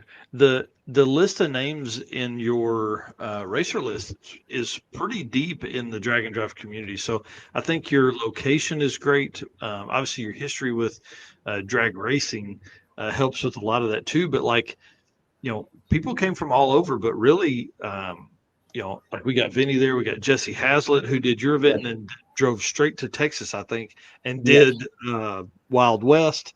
Dustin Carlington, Tommy Dupree, we know that name very well. He's been to a bunch of that stuff. Dan Chandler. I mean, yeah, you're deep there. I think that will help you grow a ton as you move into hopefully a 2026 event. Oh, well, we're definitely doing 2026. Actually, I've been on the phone today trying to get dates put in place. That's We want awesome. to do it the first week of July. That way, we'll end up at Coonley Motorsports Park, and they have a July 3rd race. So we'll finish on the 2nd if all works out, and people can stay and race the July 3rd race. Yeah, So that's that's great for them. yeah, Yeah, that would be really cool. I think that you and I were talking a little bit about that before the show tonight. Man, that's a great time. The weather's still good for you guys up in that part of the country. It's not like just completely melt your face off like right. it is here in Arkansas and Texas and stuff. Um, and so it gives a good reason for people from here to go up there and enjoy that event. Yeah, and especially like Jesse. I mean, he left one night and was racing the next. It seemed like. Yeah, You know, I yeah, mean, that is crazy. He's done a ton of events. yeah. What tracks did you hit this year? This year we hit Coonley Motorsports Park, and then they had to go to Dragway 42, and then they had to go over to Quaker City Motorsports Park, and then on the final day come back to Coonley Motorsports Park. And they had some pretty cool stops. Day 1 they got to go to Mongoose Motorsports. Um, Anybody that watches the Fast and Furious movies, they're the ones who had the silver Corvette that was stolen out of the train and crashed. And I mean, just amazing people. Trish over there, I think anybody that's on here that went there will tell you she put on a spread for them and showed them every inch of that place. I mean, Wow. even one of her employees, Blaine, he was in the event, and his buddies are like, "Come on, we got to go. We're running out of time here." And he's giving tours. It's like, How cool. yeah, it's just great people. I mean, we couldn't ask for better people. Wow. And, That's awesome. So are those tracks that you work with quite a bit? Or those tracks you've hosted at before? We've hosted at two out of the three. We hosted at Coonley, which used to be Thompson, and then Quaker City. We had not hosted at Dragway 42. That's the new Durana Dragway 42, actually. And but when I called Sam down there and said, "Hey, we'd like to come back," he was excited. He said, "Yes, definitely." So That's we cool. will be there next year. Coonley will be there. The third one will probably be National Trails, another Oh, Durana wow. track. Yeah. They were really excited to have us, and we're proud to be there. I mean, Yeah. it's been great. Yeah. And 2 IHRA tracks, man. Be careful. We'll end up with an IHRA drag and drive class. Well, you never know. Bring it on, right? Yeah. Well, and I actually, myself and one of the gentlemen that's helped tremendously, Jim Mike Casino, we're both IHRA tech inspectors, and we both do chassis certs. That's So, awesome. IHRA, yeah, and just great people. I mean, you couldn't ask for better people. Yeah, I like that he's definitely bringing more opportunities for racers to race. Yes, yeah, they opened their door for us, and it's big. I mean, Yeah. But a lot of good sponsors. I mean, we've been real fortunate with that, like Big Three and Summit. I mean, Tom Dupree messaged me right away. Hey, we'd like to help you out. And it's like, seriously? Okay, Summit. All right. Please, yes. Yes. Oh, excited. Actually, you can see our little Summit logo in the back there. Mm-hmm. But, yeah, just appreciate everybody that's helped. I mean, it took a lot of people. People don't understand how big the village has to be to put on these kind of events. Yeah. We were sitting down going over. You were showing maps earlier, and in Ohio we have this thing. It's called cone season. Everywhere you go, it's got a cone or a barrel.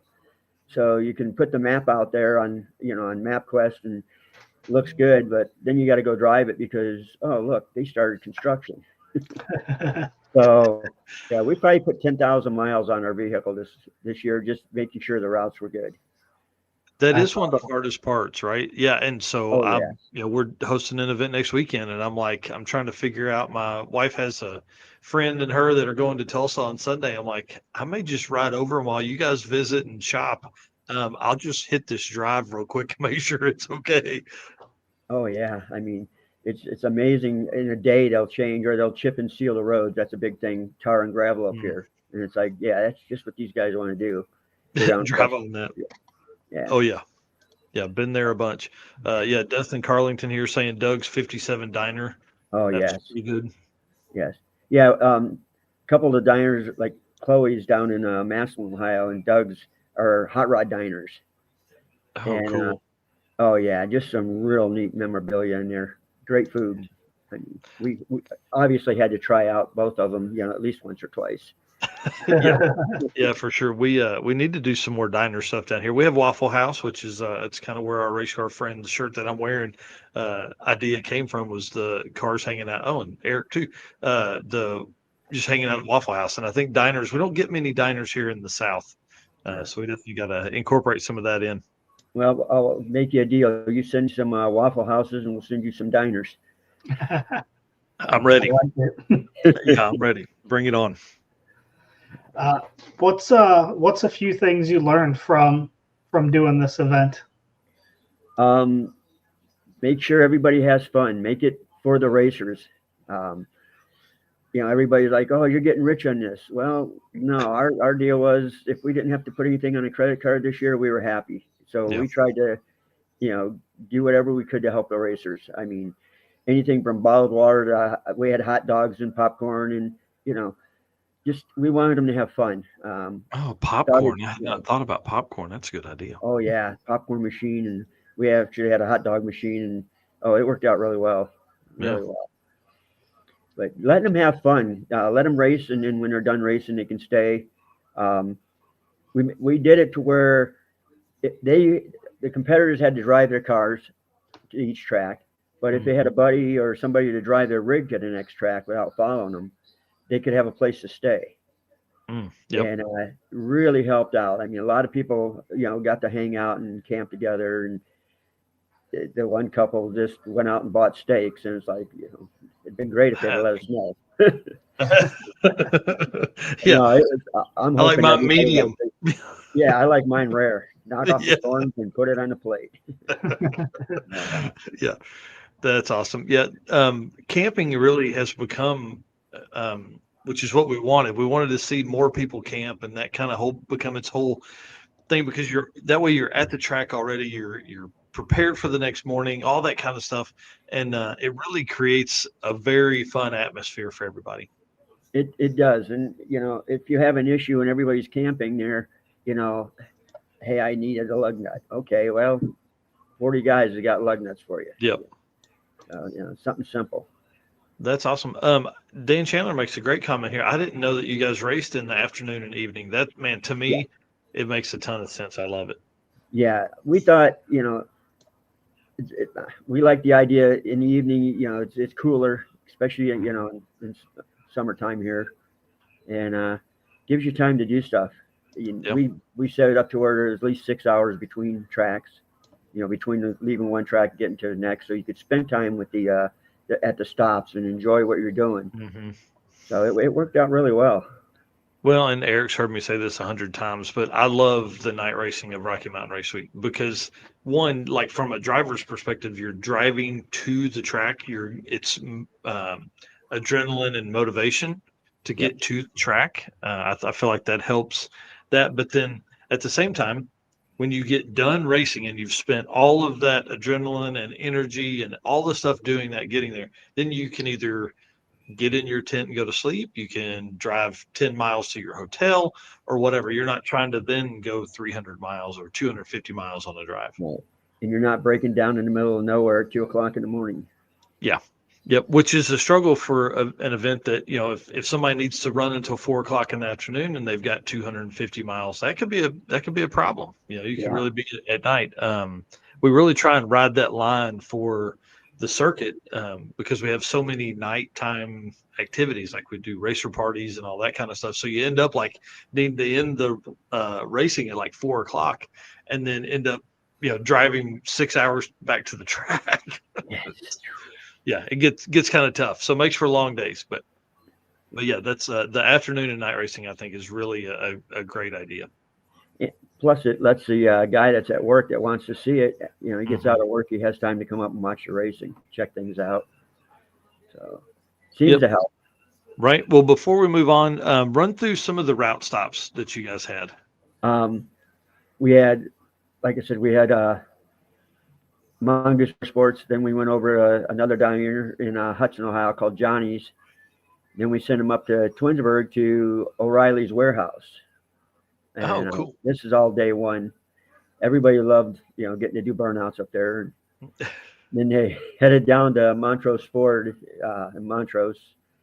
Then they went to 42. So next day we sent them to Massillon to Chloe's Diner. Then sent them back to the other side up in Hartville to oh geez, he's gonna kick my butt.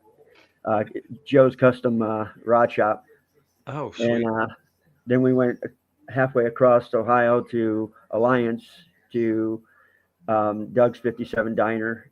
Then after that, they got to go to Crown Custom. My wife is correcting me. Crown Custom.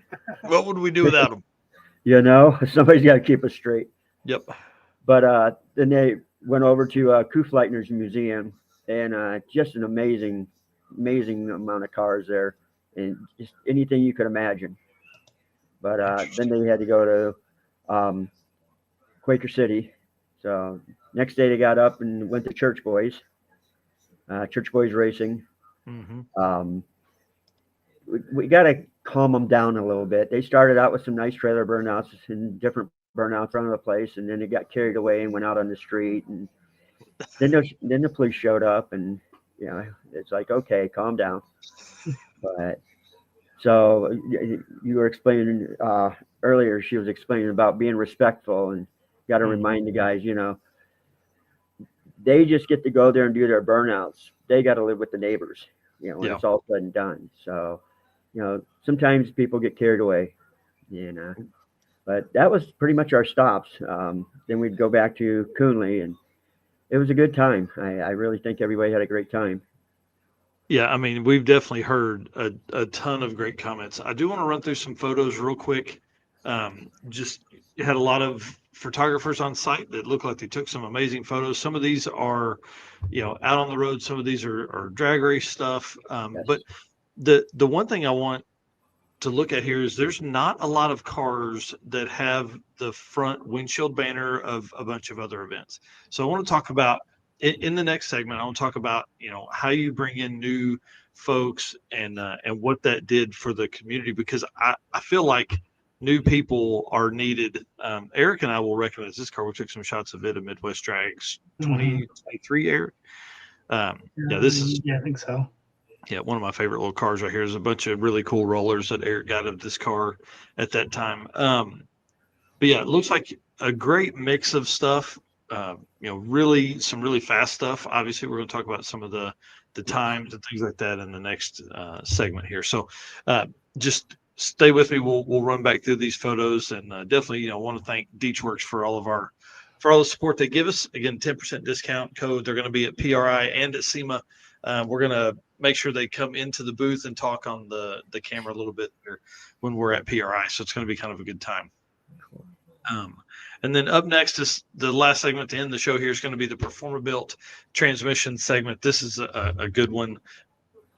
Performa-Built Ryan is the baddest 4L60, 4L80 GM transmission builder on the planet. So I'll let you read the ad read, then we'll go on. All right. Performa-Built is the official transmission builder of Drag Drive Repeat. At Performa-Built Transmissions, the goal is to engineer and build the toughest transmissions on the planet. Performa-Built doesn't just rebuild transmissions, they systematically re-engineer each model to eliminate OEM flaws and to achieve the highest levels of performance. That is why they say their transmissions are not just built, they are Performa-Built. And I don't know if you've seen the post about that Ryan had posted. He said, "It has been such a busy year, and especially this fall, I haven't had a second to post. I am happy to see a lot of you guys getting your project started for the winter and planning ahead from the amount of phone traffic that we have had this season. That being said, I want to take a moment as we finish up October and almost 2025 to thank you all for your support and helping us with your feedback so we can continually re-engineer the baddest 4L60E on the market today, with even more modifications currently in the works and planned through 2026. I can safely say we aren't done going even faster, and that feels like a dream come true to be able to say at this stage in the game after multiple records. We're absolutely crushed the past 2 years." So super cool post from Ryan there at Performa-Built.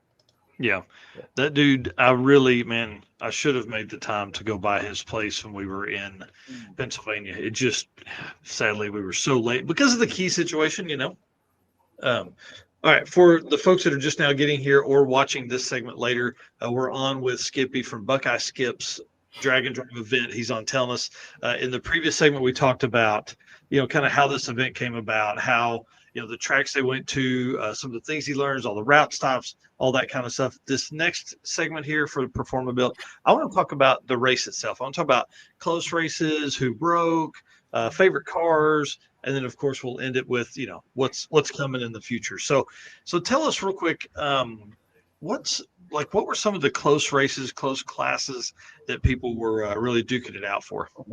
Actually, our 990 was the closest class. And Jesse Hazlitt ended up in second place. Clark Hecker took first by 0.005 on his last pass. That is so tight. That is tight.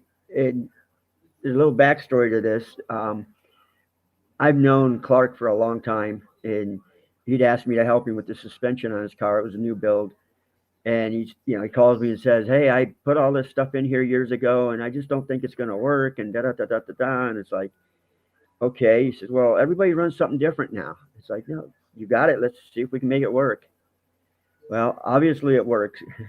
He was a little surprised, but he's on the route, and he's coming through some curves, and the car just dies on him. So not thinking, he shuts the key off to recycle everything. Well, when he did, the steering wheel locked and he put it in a ditch. And so luckily, the racers behind him were great. I mean, they pulled him out, helped him get everything straightened out, and got him back on the road. And yeah, him and Jesse were battling back and forth, and it literally was like the last pass of the day, I think. And yeah, he beat him by that much. And That's crazy. yeah, Jesse pretty well had it wrapped up. He had to run a great number to beat him. So That would be one of the hardest numbers to run. I mean, Yeah. dude, oh, park my shit. Because how do you adjust for that? You look, I need to go 1/10,000th slower. Well, and that's right. Yeah, Jesse went too fast, and it's like, oh my gosh. Yeah. But I mean, he drove that, or he brought that car up, from Texas. I don't know. Did Jesse drive it, or I'm sure he trailered it. Yeah, But, I think he probably trailered it. Yep. yeah. He'll tell us here in a second. Let's see. Yeah, No. Ray Darnell, Dan Chandler. This is a great story here.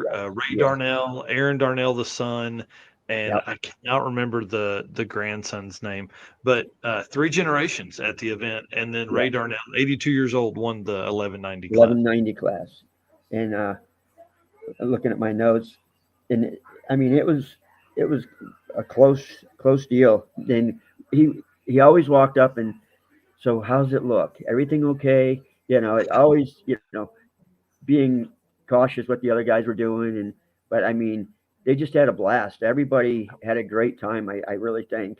I got to bring up in the stick shift, Kyle Dennis with the Mustang. Him and his wife, they knew it was close. And last day, they're wanting to stay for the awards, and it's like there's a storm coming through. I mean, a big line of storms, and they're trying to drive the car back to Columbus.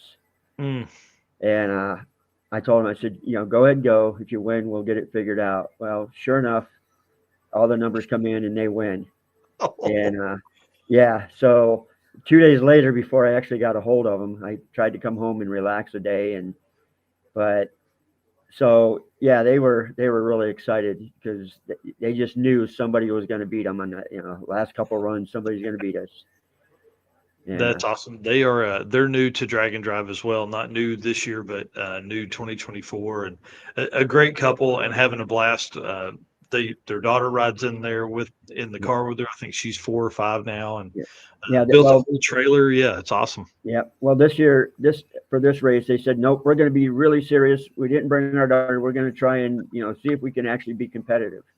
Wow. And they did pretty doggone good. Yeah, that's awesome. Especially if they won, that's pretty amazing. Oh yeah. But and probably no, not probably. Our fastest car was Josh Simmons with his Coyote Mustang. I think 67 Mustang, 767 was the, or 766 was the average. And I may have a photo of it. Hold on just a second. I think it's this one on the. Oh, yeah, this one here on the left, the multicolored one. Yeah. Yep, that's him. Yeah, that car looks fast. Oh yeah, and I mean, he would drive up, do his burnout, pull up there like no big deal, and next thing you know, he's 7 seconds. And like, okay. But he kept saying, the last day I'm going to turn it up. Last day I'm going to turn it up. And like, okay, well, remember, I'm an IHRA tech official. Don't turn it up too much. Yeah. But yeah, he kept it very respectable. I mean, there was a lot left in that car. God, that's crazy. Yeah, it's pretty well a 6-second car. And wow. I mean, to drive it anywhere he wanted to go. I mean, didn't really have any issues with it. Just drove it. That's awesome. We'll flip through here some photos here more. The trucks, those diesel trucks, those guys, their problem was trying to slow them down. I finally told him, look, if you don't slow it down, you're done. They didn't have a roll cage in it. Him and his buddy got into a little bit of a pissing match, and you're not going to beat me. And yeah, they went from 1150 to 1050. Oh, And yeah, and I'm standing there looking at him. He goes, I'm trying to slow it down. Then turn it off. Take the turbo off of it. Whatever you got to do. man, that's crazy because that's a big old truck. Like it's a big old, yeah. 4-wheel drive, all that stuff. Oh yeah, yeah. I mean, it was a rocket ship, and they actually had some video of him out there doing burnouts at Church Boys, and that's probably why the cops showed up. He was helping them reseal the road, huh? Yeah, reseal the road and reset the houses. Yeah, that's awesome. Well, we'll run through some of these photos while we're talking here. Man, who broke? Who fixed their cars? All that kind of stuff. Well, sorry, Tom, love you to death, but yeah, I think he was out the first day. I think he made it to Mongoose Motorsports and lost the transmission. We had Dang. obviously Little Red Express, Rick Russell, Vinny Barbone. Unfortunately, he had the Monza.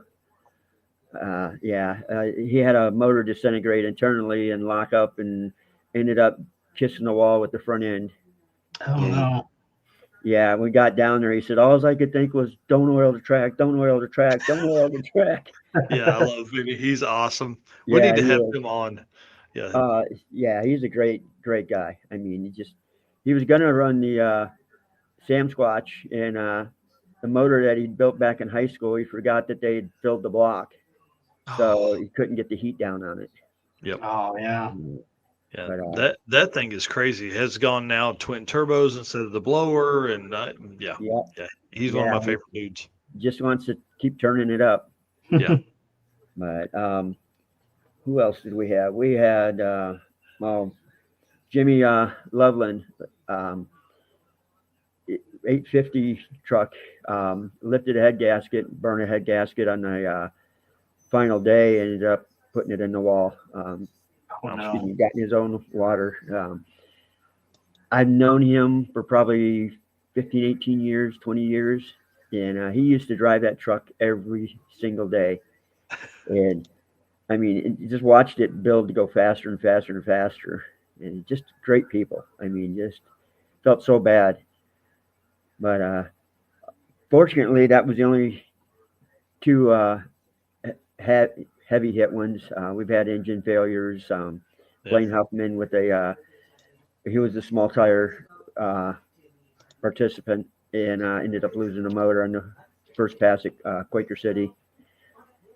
Just a lot of attrition, even on our short, we're only a little over 300 miles this time. And people don't realize you drive them and then start beating on them, and they don't like it sometimes. Well, hey, the street is the equalizer. That's for sure. Like, it's the hardest part of drag and drive. Especially when they try to eat up the streets, big old burnouts, and gotta have fun. Yeah. Oh, for sure.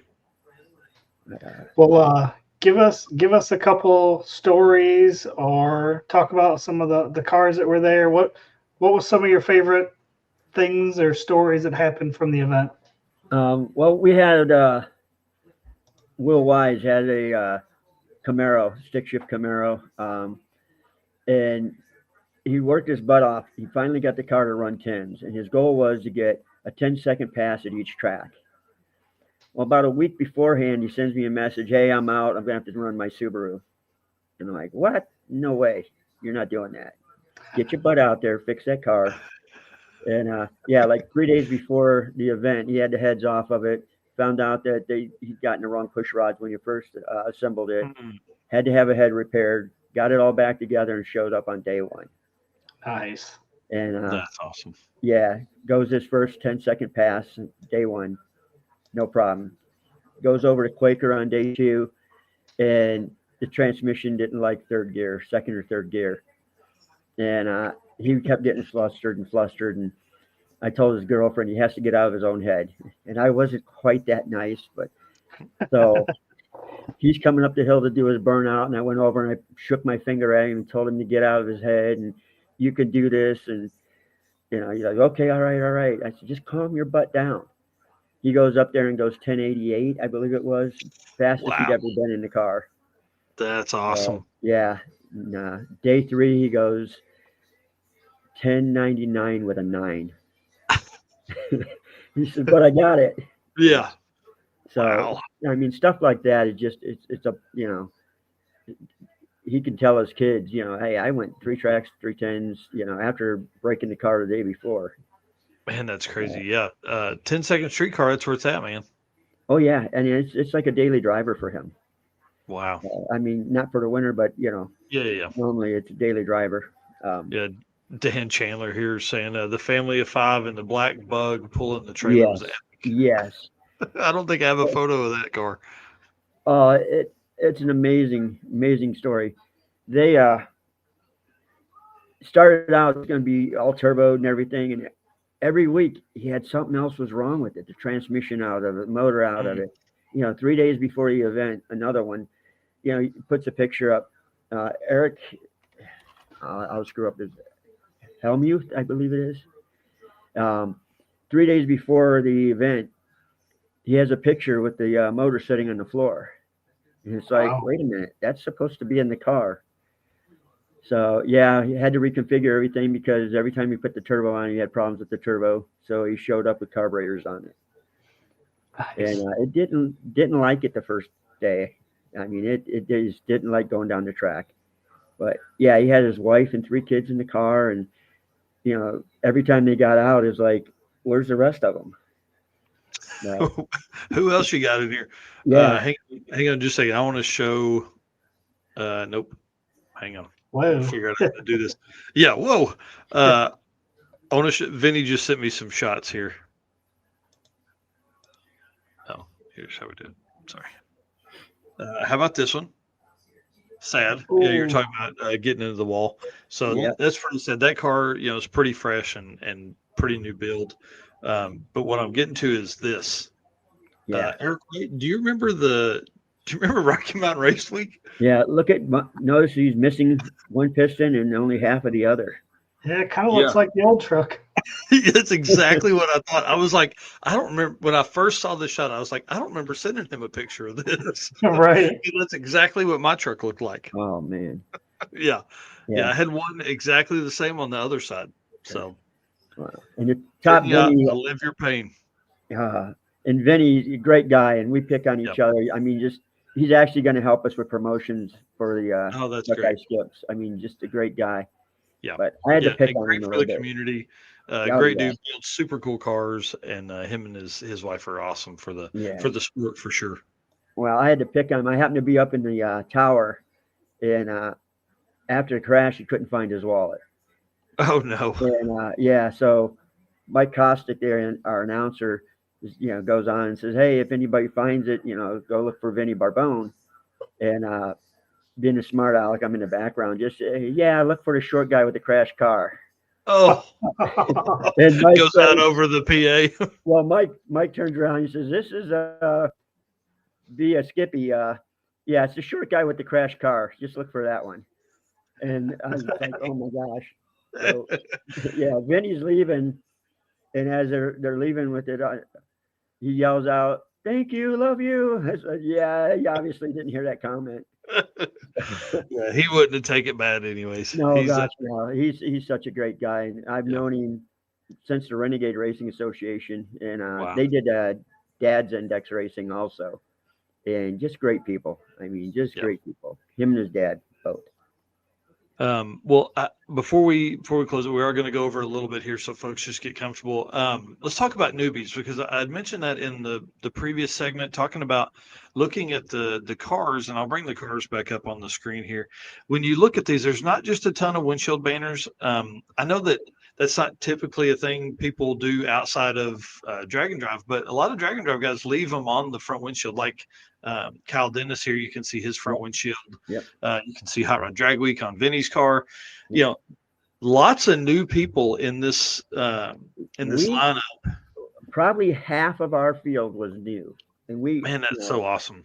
Yeah, probably 40 to 50 of them were new. When we started the awards, Tom and I were standing there, and Tom asked, how many have never is this your first one? And we're standing there going, oh my gosh, okay. We were just astonished by how many people had never done one before. Well, and again, you and I talked about this before the show, but this is why I love the regional events, the weekend style events, is because it gives people that maybe haven't done an event, or definitely haven't done an event in your case, an opportunity to test it out and see, hey, I can do this without taking just a ton of time at work. Regional stuff, we call them regional events, because a lot of times guys are coming from within a couple hundred miles of the event. I do want to give a big shout out to Marty Kilroy here, who brought out the hot rod. This is super cool. I love seeing him enjoy this car. This thing, he's done Sick Week, he's done your event. He's done one other one. He tried to do the circuit, but couldn't get back to us with our rescheduled dates. Right. This is such a cool car, and he's so cool, and it's like a vintage hot rod, like truly. It truly is a vintage. Yes. Yeah. This is how it would have been built in like 35 or 38 or something like that. He's told this story. It's so cool. And he grew up in our area. Oh wow.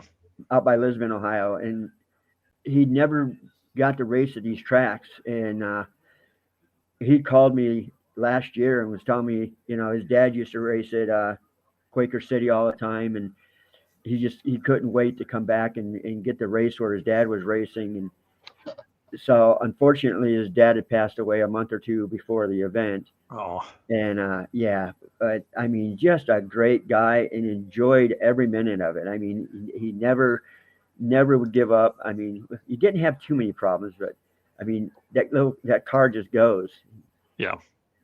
Yeah, it doesn't go very fast, but it goes. It goes, yeah. He can't go over like 2,000 RPM for a sustained speed because it won't oil right or something. Right, yeah. And it's, 55, 60 mile an hour is about the max. Yep, I think he was looking at either an overdrive setup or a quick changer end or something the last time we talked. He's looking at overdrive. Help with the speed. Yeah, overdrive.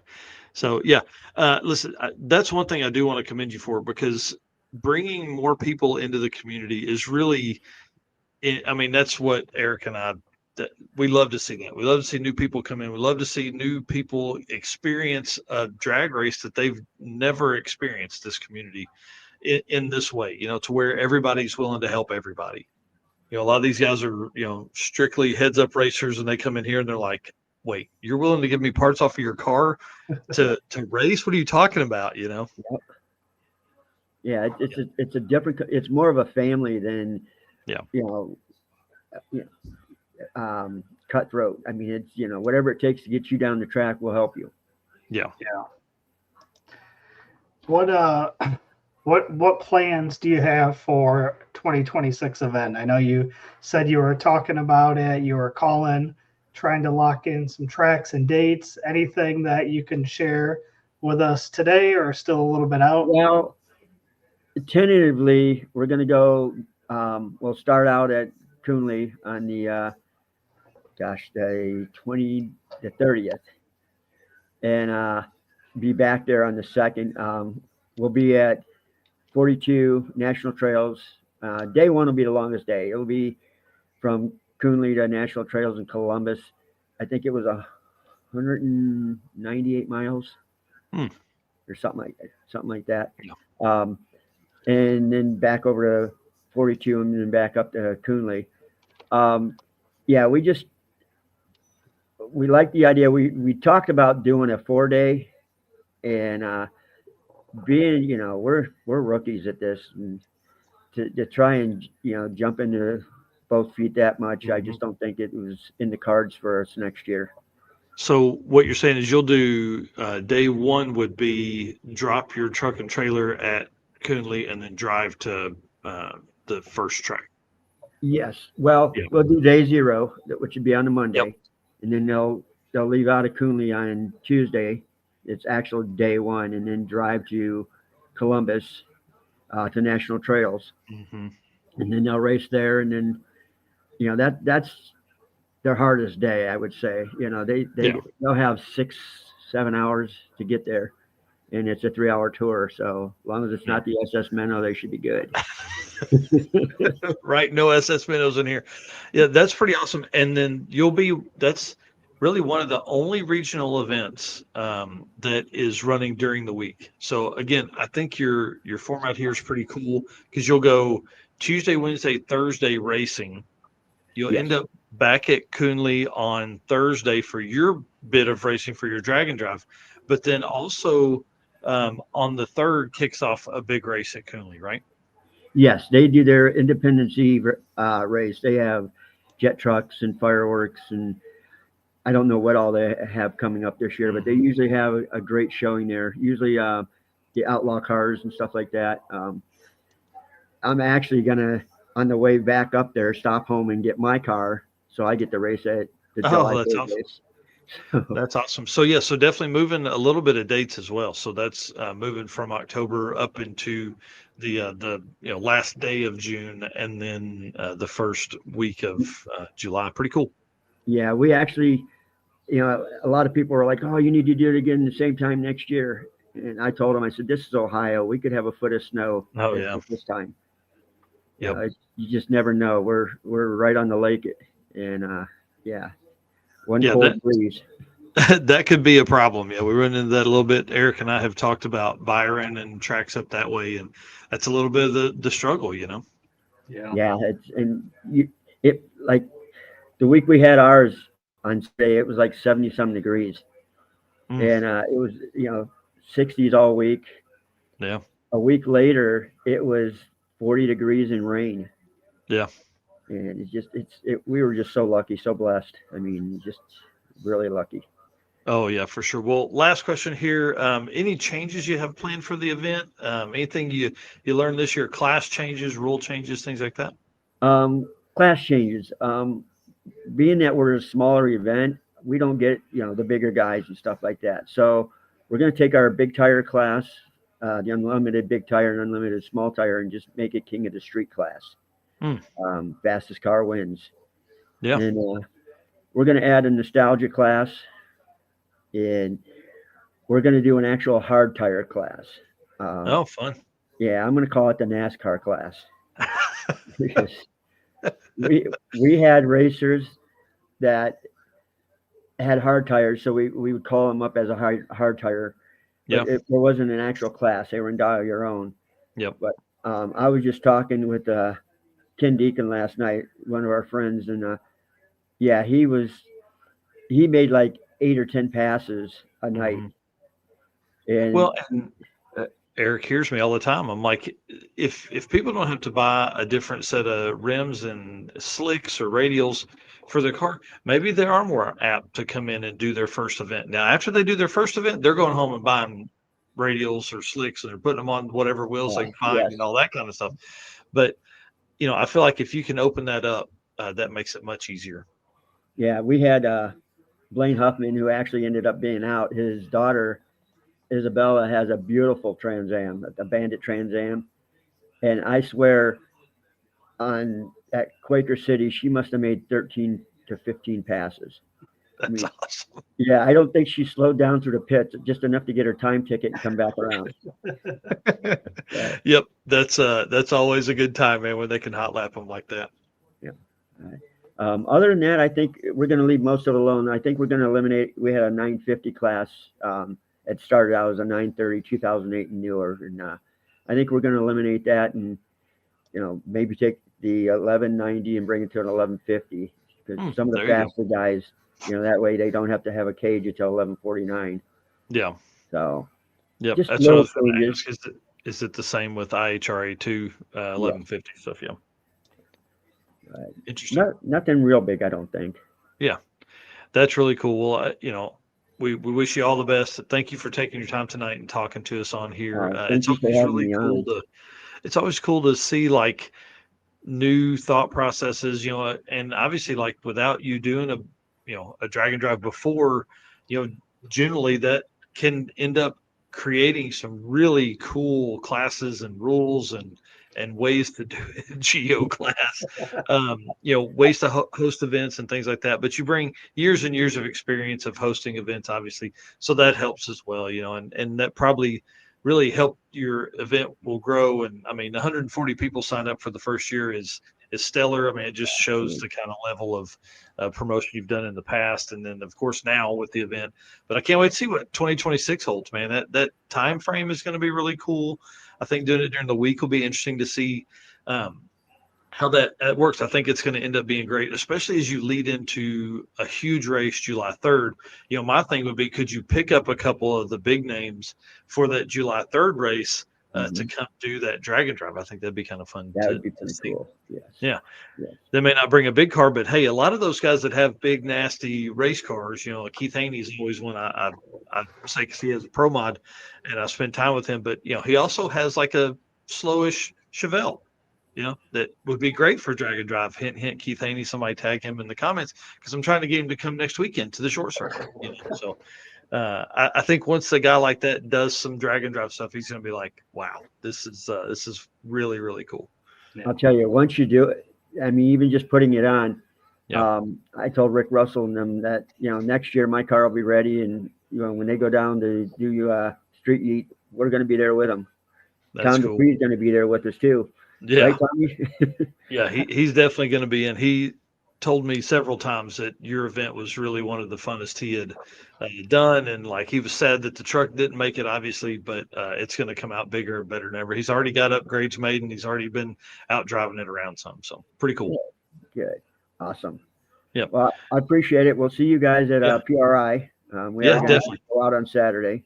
Yeah, definitely. Well, come on out, hang out. We'll send you the link to our location, all that kind of stuff, and then we'll jump on live. We'll have some conversation while we're there, talk about the dates and tracks and all that kind of stuff. Cool. Yep. Thank you. I appreciate you guys. Yeah, thank you very much. We'll see you soon, Skibby. Okay, dope. Thanks. Yeah. Dude, what a fun night. Yeah, definitely. A lot of conversations, a lot of comments, man. Appreciate everybody talking all the stuff. Yeah, lots of comments. And, talking about two incredible events between Southeast Street and Yeet and Buckeye Skips. I mean, pretty great show. Man, let's see. Melissa's not watching anymore, but maybe I didn't do the laundry like I should have today. So I'm probably not going to ask her tonight, but maybe tomorrow after a couple margaritas or something. Let me tell you. That house better be spotless tomorrow. I'm telling you. Why does it smell so good in here? And you're not wearing green sweatpants. What's up? Oh, man, I'm telling you, this working from home's tough, dude. You and I were joking about some super cool stuff that's coming from Summit with Tommy earlier, and you were like, "Man, I'll wear that to work," and I was like, "Me too," but the only people are going to see it are my cats and dog. Yeah, if I wear it to work. So it really sounds like a sad life, but he's got it made, so don't let him trick you. It's pretty awesome around here most of the time. So, all right, well, Doug, do not threaten. I'm in. You just tell me where to be, and we're there. So, yeah, PRI, again, guys, listen, I can't express this enough. PRI Thursday, 11 a.m. Eastern. We're going to be hosting the Dragon Drive Awards presented by Summit Racing in room 235, but it's also going to be live streamed. So the next 5 weeks of my life is to build out the 20 plus awards that we're going to be giving out there. One thing we didn't mention in the Molly segment is the Molly Toughest Roadside Repair Trophy that we give out every year, which is exciting. Can't wait to see who wins that this year, man. There's been a ton of roadside repairs that have been made over the year. Lots of stuff. I mean, do people have engines out, all that kind of stuff. So pretty crazy. Nominations are open for that on the website. So if you want to nominate somebody for that award, please head over to the website, fill out that form, so we can review those. Yeah, definitely, because we got to get those in, because I don't want to be doing that like we did last year, where like it's the morning of and we're still going over all that stuff. Do you remember how hard that was? We were asking people in the room who should get it.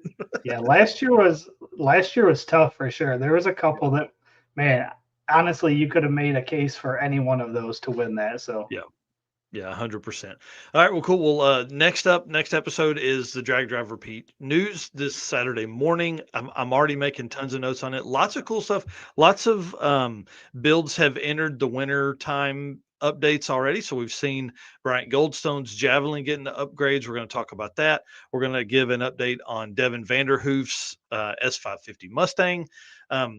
there's builds everywhere that are going on that are getting prepared for Sick Week 2026 that we're looking to see if, man, they, crazy stuff going on. And then I'm watching the Horsepower Wars deal. There's a C4 Corvette in the background with like this gnarly cage, and it like had to be a 6.0 cage.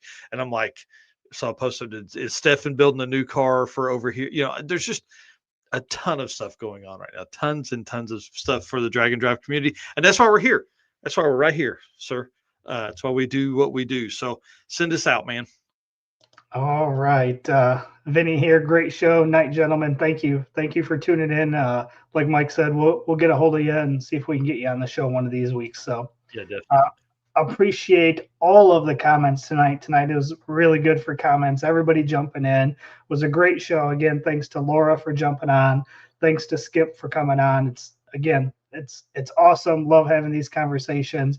Appreciate all of you race car friends tuning in, for this 2 hours with us. Appreciate each and every one of you. And again, these sponsors, we can't do it without them. If you guys are doing some shopping, please, please, please check out these companies. Support those who support us. Again, we've got affiliate links. We've got discount codes. If you need any of that information, please reach out to Mike, myself, hit the Drag Drive Repeat page up. Let us help you get in contact with the right person.